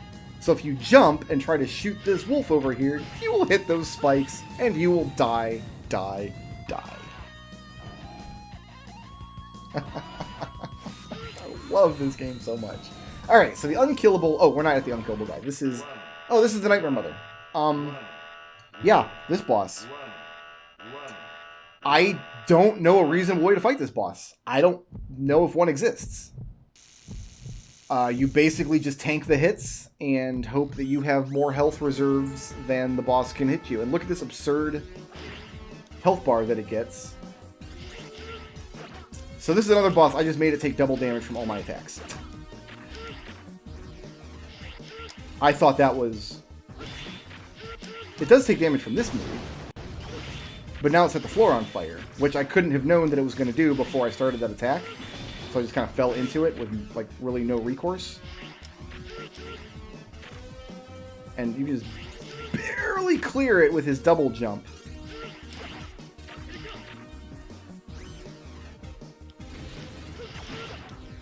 Just barely. Oh, we've already killed half of it, though, because I've made it take double damage. But, oh, such a terrible boss. Again, though, you can kind of see where the design intent behind it might be okay. Like, it might be... You know what? I'm going to use my recovery here. This is free once per level. It automatically refills, but these over here I need to recharge by picking up health drops. We got random lightning strikes, and... Oh, this... Height of Beasts video on this boss is incredible, and goes into great detail about why it sucks. And he's using Unarmored X in that video, and it's astounding how bad this boss is. You can see the germ of an okay design here. It just needed more time. They needed to sand off some rough edges. It needed to go back in the oven, firm up a bit, you know. It's behind us now. What's not behind us is this next super atrocious level. This level, more than any level in the game, is kind of how much just absolute garbage can we throw at the player all at once and force them to deal with all of it. That's what we're about to see here in Gate Level 2. Sticking with Zero, because why not? It'd be dumb if I switched to X at this point. He like has a tiny little health bar, and he has all of his weapons, but he has no other perks. Zero's health bar that he has is the product of him picking up all the hearts in the various levels and getting some of the Reploids you rescue also give you health up parts, which effectively are the same thing as a heart. So not only are there 8 heart tanks in this game, but there's some number of life up parts from the Reploids you can rescue, who again, if you don't rescue them, if they get killed by nightmares, they're dead forever, for all of time. Oh, there's just so much garbage in this level. We're not even to the garbage part yet. This is just the Cabbage Patch area of the level right here. Just gotta keep moving, man. Keep moving forward. So I do have a path through this level that tries to skip some of the more terrible stuff, but you really can't make the level easy. It's not going to happen. So first thing I've got to do is go over here and kill these totems.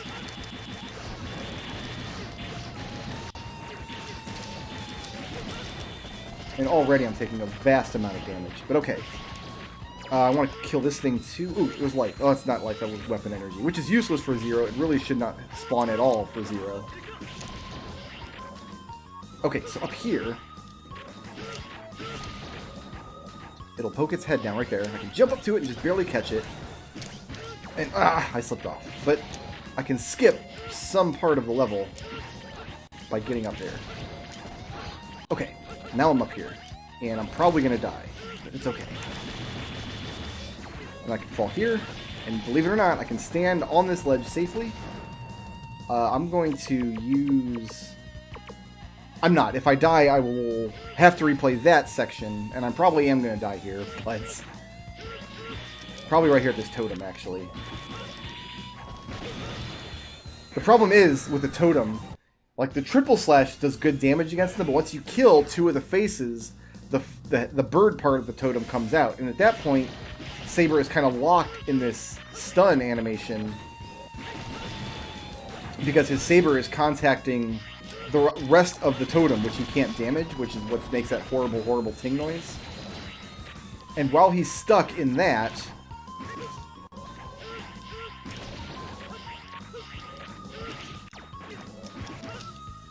ugh, I'm not going to make it. Oh, I did make it. Nice. While he's stuck in that, he can't move. And that gives the bird time to just ruin his life. You do have to distinguish, though, whether you're standing on this platform or the top of the red spike poking out from the platform.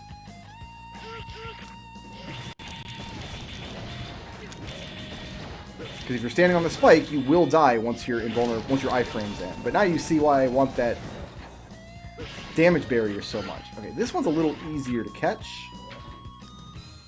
Because it comes down lower and there's not so much garbage on the screen after you take care of the totem. I have no idea. I don't know. I have no idea. Don't ask. Don't leave a comment. I do not know. Do not know. I have no idea. How dare you, Megaman X6? How dare you? This game is so good, you guys. Why wouldn't you want to play this game? That's what I want to know. Like, why wouldn't you? Oh, okay, I had to bail on that. That wasn't looking good to me. I want to kill the little floor bastards. Because they always seem to show up just about the time my ride does. The problem is this nightmare here really should not live there. He's in such an inconvenient spot.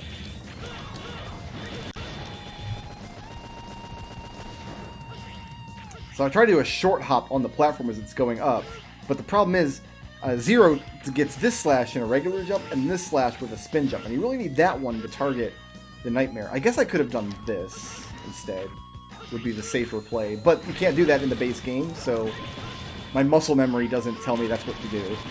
In this case, the modifications have not saved me. By the way, I can't give you any help applying the modification patches and stuff. I will link down there to the... I guess, forum thread, which is, as far as I know, the only place... my platform wasn't in place and I didn't know where to land. I found it in, like, a forum thread. It seems like it's still in active development. But I cannot help you with it. I hope that knowing the patch exists helps at least a few of you enjoy Mega Man X6, who've never played it before, because you have good taste, but... unfortunately, I don't have any way to... I can't give you a walkthrough on how to apply the patch or anything. It is kind of complicated. Hopefully you can figure it out with the instructions. If you can't, I'm sorry, but I am not your tech support. I'm not even my own tech support. It took me like 2 hours to figure out how to get it all done. And then another 2 hours just kind of playing around with the settings, the various modifications that you can make before I found a group of settings that I really liked. Okay. Now, they want you to go all the way around the level, but that's not happening. So I don't want to get on top of this platform, because it goes all the way up to the roof, and there are spikities on that roof. That's what I want, right there. Alright. Oh, I touched that spike, but it didn't kill me. Thank goodness. Now we fight the Unkillable boss fight. So, the gimmick of this guy is if you have a weapon from a Maverick that you've killed, you can hit him with it, and that makes him susceptible to your charged shots as X, or your Saber as 0. So as long as you've already killed one Maverick, you have a way to damage him. And this is actually an alternate path through the game. I'm going to let him kill me there because it wasn't going to happen with that little health. You can either defeat the 8 Mavericks to open up the gate levels like I did, or you can... I'm going to let him swoop once, I think. I think I will take damage if he swoops. I forget if I can safely hide in the corner when he's got his big shield out. You know, I'm just going to spin jump and hit him, and hopefully I hit him. Oh, no, he's doing this. Okay, so I knock his ass down to the floor, and then he vanishes. We just have to do this repeatedly. And sometimes he's going to pull out the big Discord ball. When he says Discord, that's when he's going to do it. Oh, I didn't pay attention. Okay, but you see there I whacked him with technically a boss weapon. This counts as a boss weapon, and it put him in kind of a hit stun state. And then at that point, he was able to take damage and fall to the ground. Here's the Discord shot.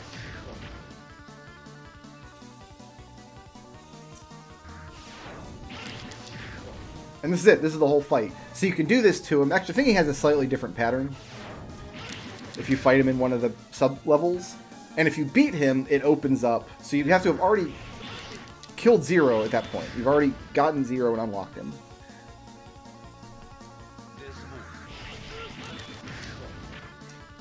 And then he shows up. So if you unlock 0 and then kill this guy, whose name is High Max, which is dumb, but anyway, it opens up the gate levels. It's an alternate way to get to the final stages.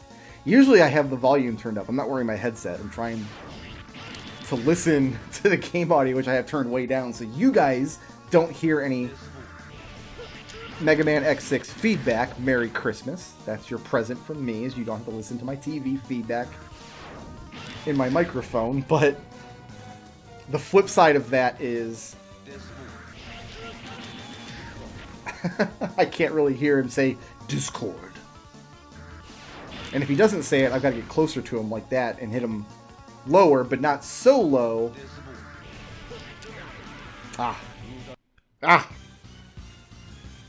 You have to just choose to go high or low fairly quickly, otherwise he goes into his swoop. And the swoop and the Discord balls both do huge amount of damage. I have to listen at the start of each cycle, but I don't want to use up my energy tanks here. Even though no, because there's more level behind him. He's not actually the boss of the level. I'm going to sit here and see if the swoop... Oh, he's going to do that. Okay. Well, if he does that, then I'm fine. Discord? No. But no, it's not worth using an energy tank. Discord? No.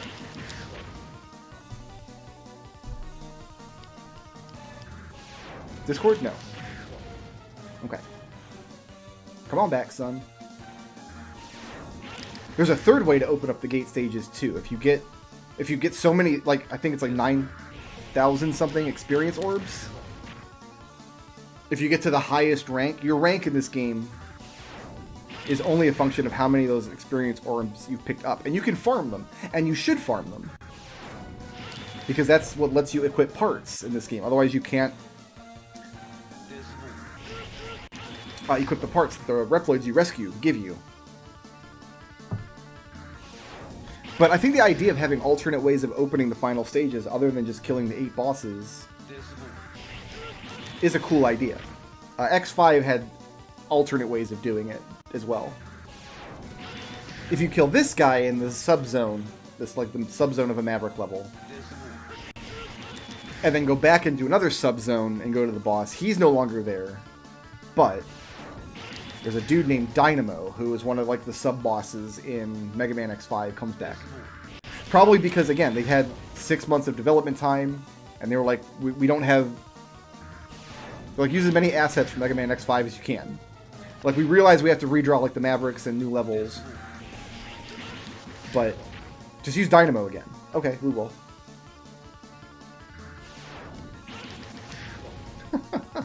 about to perfect this nerd. I thought about increasing the damage I do to him, but I wanted some of the fights to be in their original like Fruit Loop state. So even though it plays victory music here and it teleports us out, we're actually not out of this level yet. X has an armor in this game that makes him immune to spikes. Every single player who played Mega Man X6 got that armor. Got to that level, which is filled with stupid spikes everywhere. Just spikes for days, spikes for weeks, spikes for eons, spikes for galactic empires rising and falling, and thinks, oh, okay, I get it. I went out of my way, I built the armor that's immune to spikes. I'm supposed to wear that armor in that level. And then you play through that level, feels real good, man, getting through it. Oh, you just go, you're immune to the spikes. They can't do anything to you. It's so good. And then you get to high max. And it's like, well, okay, I gotta fight high max. So the armor that gives you spike immunity also does not let you equip any special boss weapons. Okay. So high max is still killable with the armor because the armor itself has special attacks that makes high max vulnerable. So every single player gets there and probably dies to high max a few times because the fight's pretty tricky if you don't know the patterns. And then you get to the next area of the level, which is not this area. It's the only part in the game where X and Zero get different stages. X's version of this stage involves a lot of those like flying Air Force birds. I think we're going to see another pack of them up here in just a second. And pits that he has to kind of air dash over. Like you have to slide down a wall and then like slide down an overhang next to a wall and then air dash under the overhang to get to the next point, right? And there's a lot of these jumps. Again, an interesting challenge, kind of unique. There's the Air Force birds. I don't know how you're supposed to dodge those guys. I don't even bother trying. Just tank the hit, stay on the wall. But guess what? X armor can't air dash! Nerd! You played all the way through that level and fought high max with this ninja armor. Oh, I don't know what stole my jump there. I don't know what stole my jump there. Oh well. Oh well. But yeah, you played through the whole level. That feels so good now that you have armor immune to spikes that you spent considerable time and resources building. You had to scour levels to build that. There's like 4 armor parts, and the game doesn't let you use any armor until you have the whole armor. That's another modification you can make with this software, by the way. I deserved that one. I owned that one. You can go in and make the armor parts piecemeal. Like if you just find the ninja armor feats, you can get their benefits alone as soon as you find them. Which is cool. That's how Mega Man X armor really should work. But you play through the whole level, and then you get to high max, and you figure out how to fight high max. Then you get to a level that you just can't pass with that armor. It's not impossible, but doing it requires either a specific set of parts from Reploids, and remember, the part system in this game is completely opaque. You are not told at all that the parts you find are coming from the Reploids that you rescue, nor are you told which Reploids have the parts, at least not before you rescue them. And if you fail to rescue a Reploid, it's just gone forever. So let's be generous and say that you played the game and you rescued all the Reploids and you have all the parts. I don't know why I panicked there. I just started to panic. I don't know why. You have all the parts. That's fine, but you don't know where you got it. You don't know which Reploid gave it to you. And if that Reploid died or you haven't found him, you don't have the parts. So I think if you want to get through that section with the ninja armor, you have to use the jumper part, and there's an air dash part that like makes your air dashes go further. Or no, not air dashes. Dash jumps. So maybe it's just the jumper part that you need. That makes your jumps go farther. And then with that, you can just barely make it. Barely with the ninja armor. Like, it's a matter of pixels. It's a matter of actual pixels. It's really gross, and it's just a nasty, nasty trap. The game is screaming at you. Use the armor that's immune to spikes. This whole level is spikes. You are in Spike Land. Population, your soon-to-be punctured butt. Use the spikety armor. But if you do, you can never finish the level unless you A, have got lucky enough to find that part, and B, can perform the incredibly difficult jump even with the part. Oh, it's excruciating. It's Mega Man X6.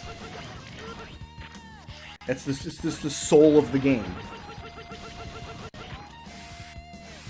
Zero doesn't play through that part of the level at all. He gets the Crusher section instead. I left this boss completely unchanged. That's not true, because I've got this move that I can do 99 times in the air all day long. And someone out there is like, is he going to do this for 20 minutes? No, I can't do it for 20 minutes. I can only do it 99 times. In fact, I wasn't even doing it 99 times because I was starting to get bored. So I have that move, and this can become very helpful in this fight. But, again, this boss fight. You can see the design that went into it is good. It's a good idea. And the implementation is almost okay. So this is Gate. We've made it to Gate in his laboratory. And we're here to give him a little something something. You can't hit Gate with anything. None of your weapons do anything. He's completely invulnerable. This is the room you fight him in, over a bottomless pit with just these blocks. And we're just going to go back and forth, and when he throws these out, you hit him with his own ball. So it's like a Aghanim or Ganondorf in Legend of Zelda, basically. You have to wait for him to attack. You have to wait for him to attack. Like that. And then make sure you don't get damaged by the balls.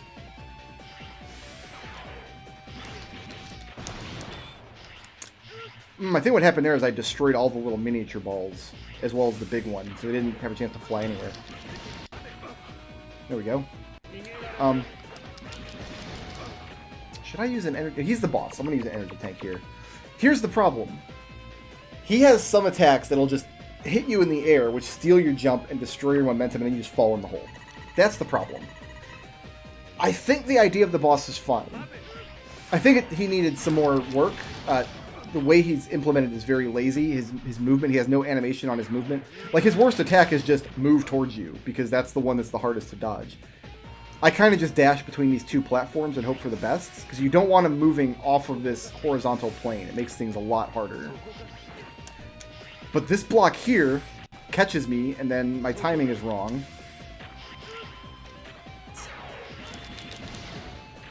And then the angle doesn't work. And each of these little balls does something terrible if you leave it on screen for too long. So, I think if you take the idea of this boss fight, first of all, give him some kind of animation. God damn it, that's what I was afraid of. That's why I didn't want to use an energy tank. Because he does that attack.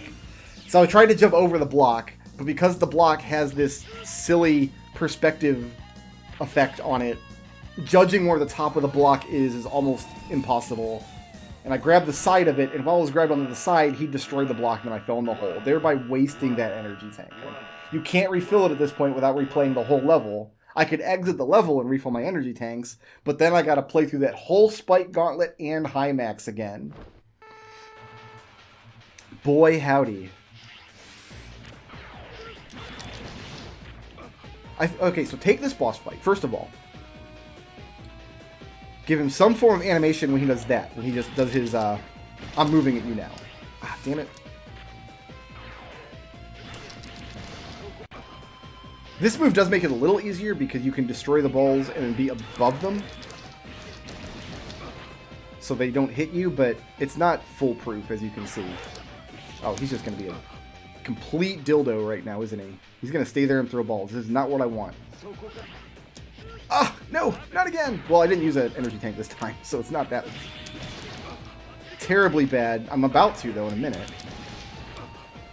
You can see when things line up perfectly and the spacing works,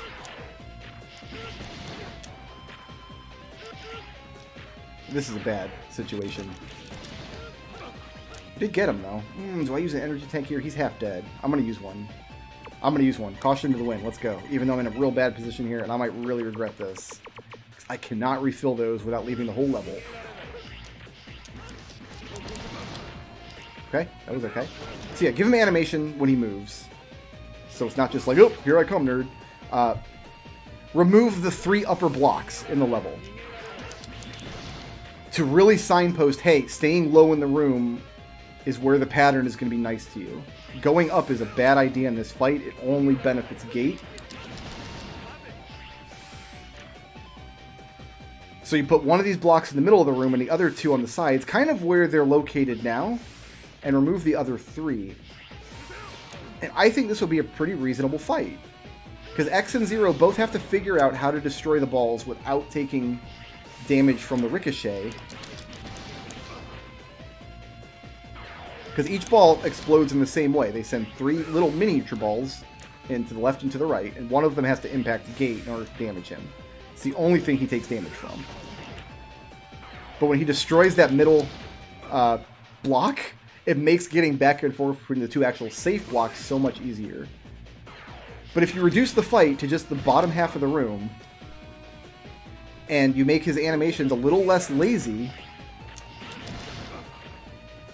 I think there's still enough in the fight for you to figure out. I pushed the wrong button entirely there. This is bad. And we got him. Okay. But I think if you make those changes, this would be a very, very difficult fight, and there's still enough to figure out that you're not going to figure it out right away. You've got to figure out how to destroy the balls while also avoiding the ricochet. Who for Zero means getting a spin slash. I mean, you wouldn't have the mid-air spin slash. I had to hack that in. But there's other things he can do. And X also has other tricks. And you've got to figure out how to get him into this like pattern to go back and forth. So there's a reasonable boss fight there, and I like the idea of having to knock the boss into his own attacks. But Hymax and Gate, if you don't know the tricks to the fight, even if you do know the tricks to the fight, as you just witnessed, it makes the fights are still extraordinarily difficult. So you can feel the good challenge in the fight, but you can also feel the fake difficulty, like the hard. The hardness doesn't come from a place of love. You guys want to see some reasonable level design? This is reasonable. I gotta drop down here. There's spikes everywhere. Is it a 50-50? So it's not. If you don't see any spikes next to a wall, you can always drop safely right next to that wall.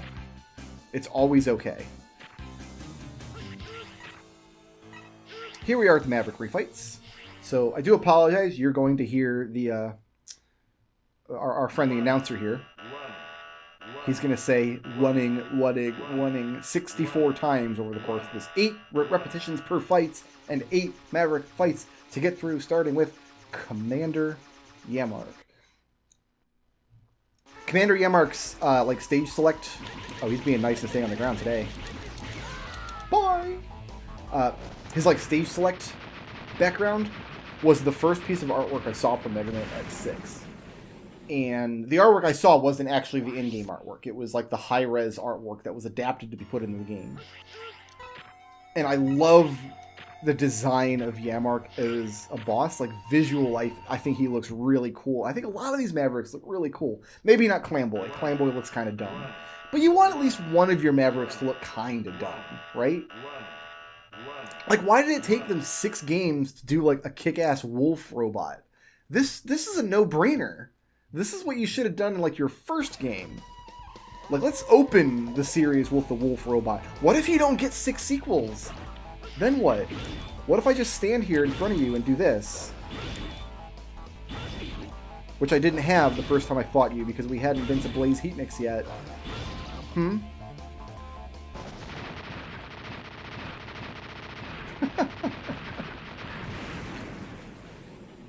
So yeah, I think Blizzard Wolfang looks really cool. The artwork for these robots is great. The design of them. Whereas Final Fantasy. I'm playing Final Fantasy. I've been playing so much Final Fantasy these days that it's like literally all I could think of in terms of video games. No, Mega Man X5, I think, has pretty bad Maverick designs. I think there's one or two that I think are visually appealing, and some that I think are just hilarious. And it's okay to have, like, one in the batch of 8 be hilarious looking. You know what I mean? Like, you want one that's kind of the joke silly looking one. But in X5, they're, like, kind of all the joke silly looking one, which is too much of a thing. It's not what you really want out of life.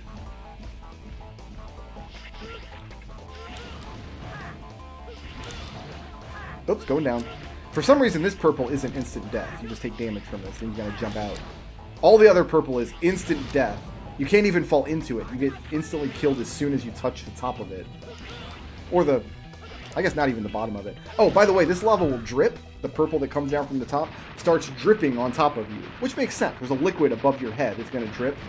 The drippings are bright yellow.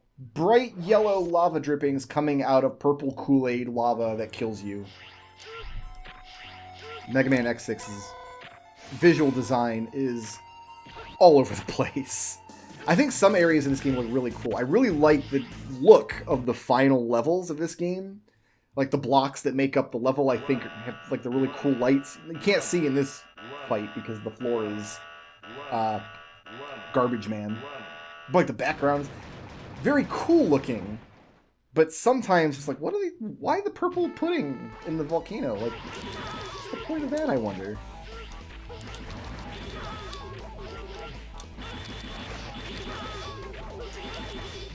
One of his special attacks, I don't think he can do it on, we're on normal difficulty. But one of his special attacks like starts raining storm eagles on you. Because I guess, like what he said, this Metal Shark player is the Maverick that solved the biggest problem facing Reploid society. That you can get a virus and go... Well, the government tells people that Reploids can get a virus and go Maverick. It's not actually true, we figured out. They just label people they don't like as Mavericks. But Shark Player figured out how to solve that problem, and he reflects that in his boss fight. Like, he uses the metal on the floor to make these replicas of Storm Eagle and Sting Chameleon to attack you. These are both bosses from the first Mega Man X game. Really interesting that they incorporated the character's lore into his boss fight. That is not attention to detail you would typically see in a Mega Man game. But somebody cared enough in Mega Man X6 to make sure that detail went in. Like, that's why I really think if this team had been given the support by their company, this game could have been something really, really special. It's one of the reasons I wanted to share it with you. This game does have a reputation as being terrible, and I do admit that reputation is deserved. We can just do this to you if you're going to be on the floor. Bye. Because it's bad, and if you don't really like Mega Man games, you're not going to enjoy this one. And I'm not recommending it. Please do not take my playthrough as a recommendation of the game. I do think, though, that if you do play it and you really give yourself over to it and you forgive a lot of bad design, you can start to have fun with it, with or without the modifications. It's actually one of the few Mega Man X games I own, because I have X Legacy Collection 2. I don't have X Legacy Collection 1. The joke is that they split the X series in half and put the 4 good games in one collection and the 4 bad games in the other collection. Which is fair. It's fair to say. But I told my peoples on the Twitches and the YouTubes, hey, anybody who buys me a copy of Mega Man X7, I will do a Let's Play of it. And then like a week later, somebody sent me a copy of Legacy Collection 2. So there is a Mega Man X7 collection. If you are trapped in the house on Christmas Day, in quarantine, and have no idea what to do with yourself, and that's why you're watching this video. And it's almost over now, but you can watch a whole Let's Play of Mega Man X7. Enjoy. Enjoy. It's on my channel. You're going to have to search for it. I don't know how to put cards in videos. I have no idea how to do that. But that is one of the reasons I wanted to share it with you, because it is a game I think is instructive when it comes to seeing how games are designed and seeing some pitfalls that designers can fall into. And in this case, I really do think it's a case of you had a really passionate team that had some great ideas and who really wanted to make a difficult Mega Man X game in a series that is hard, but not super hard. Usually these games, they're remembered as being harder than they actually are, because there's a lot to learn about them. But even from that standpoint, like, okay, this is the 6th game in the series. We probably only have the super fans still with us at this point. Like, let's be honest. Like, we're not bringing new people into the fold with the 3rd Mega Man X sequel on the 2nd video game platform the series has been on, and it's already a spin-off series from an even older game. Like, there's nobody out there who's like, Mega Man? What is this Mega Man you speak of? Everybody's either on board with it at this point, or are not on board with it. You know what I mean? Like, so let's make a game that is meant to be for the super fans. We'll make it much tougher. That's going to be our goal. We're going to make the X game that's harder than all the rest of them for the X fans that really crave that challenge. You can do that with the 6th installment of a game series, I think. But you can tell that the people had a lot of passion for the project, a lot of great ideas. The Nightmare system could have been something really cool if they had been able to work on it more and make the Nightmare effects, refine them so they're not terrible. One of the Nightmare effects is it just makes the level dark. There are these like moving spotlights, but instead of light, it's darkness. So 2 like dark, one at the top of the screen, one at the bottom, kind of creating a diamond in the middle of the screen that gets slightly bigger and smaller as you go. Like, it's constantly growing and shrinking around you. And at the smallest point, it's just a sliver right around your character. You can't see anything else on the screen otherwise. So imagine playing through, what levels have that? Commander Yamark's stage is one of them, where that's a possible Nightmare effect. I've got all day, buddy. No, I don't. I gotta wait for you to attack.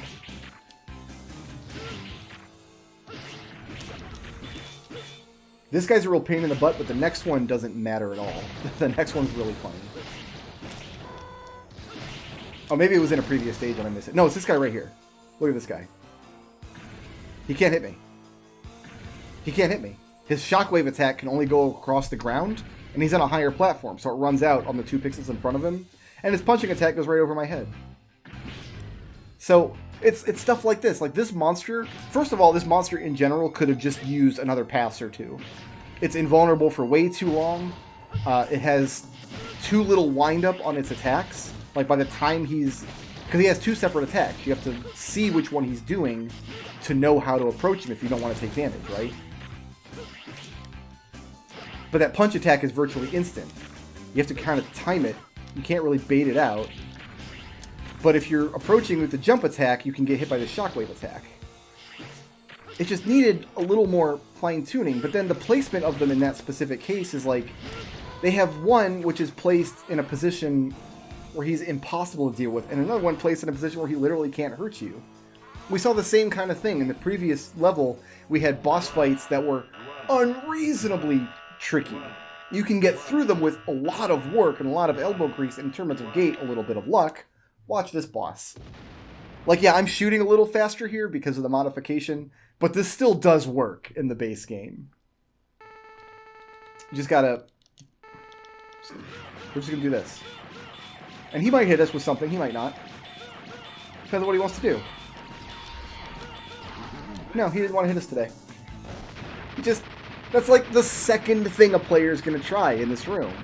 Is you try your saber, you try some moves, see how he responds to the Z. Oh, it takes big damage, and I can just chain it. I am firing the Z-Buster faster than the developers intended. That's true. But it's like, no thought went into it. Obviously, lots of thought went into it. A lot of thought went into it. The problem in this game is not the lack of thought. The problem in this game is the lack of polish. This is the state all good games are in at some point in their development before they're good games. These guys drop health. The last boss in this game drops health.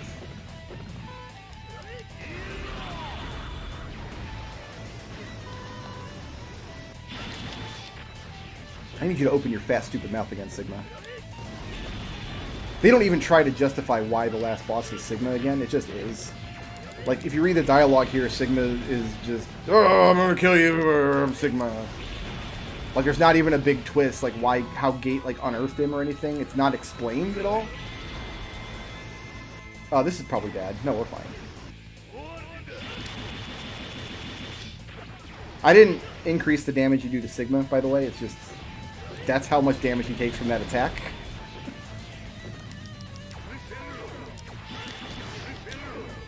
Okay, we need to use all of our health here. Because he does a lot of damage. But so do we. Actually, the only way you can hit him with that attack in the base game is one of the little green blobs he makes is a platform, and you can stand on it. And then you can get in there with that attack and hit him. But your regular saber can get the job done as well. As long as you have a pretty big health bar.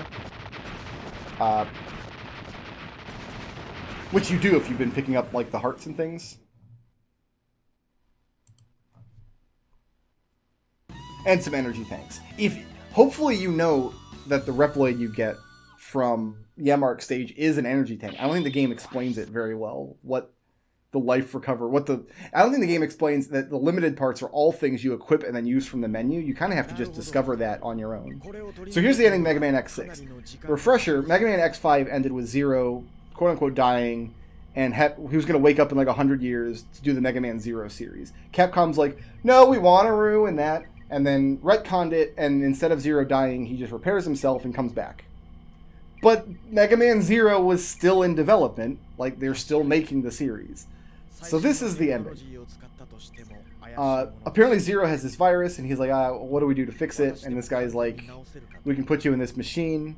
So we're not going to read the dialogue, we're just going to skip past it. But the idea is, Zero's going to go into stasis. This guy's like, please don't go. What if the monsters come back? Like, X is still around. Like, X can just do it. Yeah, see, X is still on the job, even though we haven't seen him at all. So they still put him into stasis. It's like, so, when am I going to wake up? Here's the exact date where you're gonna wake up from stasis. So, they retconned the ending of Mega Man X5, which was supposed to leave Zero's death kind of ambiguous, to seamlessly transition into the Mega Man Zero series, which is where when Zero comes back after 100 years. But instead of that, they just make Mega Man X6, and then they make the ending, I'm going to sleep. When will I wake up? Oh, in 100 years. I don't know if this game came out before Mega Man Zero or not. I actually don't know the answer to that question. But I would love to think that Mega Man X6 came out first, because they rushed it out the door. It almost had to have come out first, I would think, because they rushed it out the door. And didn't tell poor Inafune, hey, by the way, we're going to spoil this whole 100-year time gap you want to use in your next series. By just having a nameless Reploid that we've never met put Zero into a sleeping capsule for reasons that aren't explained very well. Presumably he's trying to clean up the Zero virus, which is a different thing from the Sigma virus. It's a whole whatever. But presumably that's what they're doing. Oh, and then this ending doesn't matter too, because you start Mega Man X7 and Zero's right there. So either Mega Man X7 takes place 100 years in the future from this game, which is possible, I suppose. And then Mega Man Zero takes place at some even more future nebulous point. Or somebody wakes him up prematurely.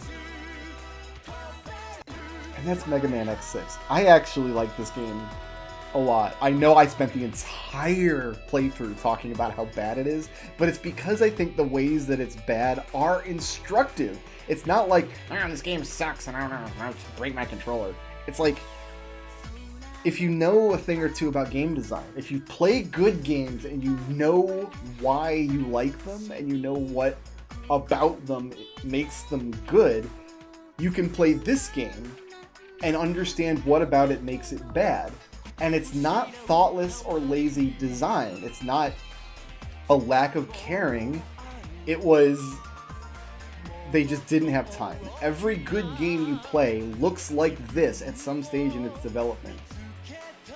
There's a point,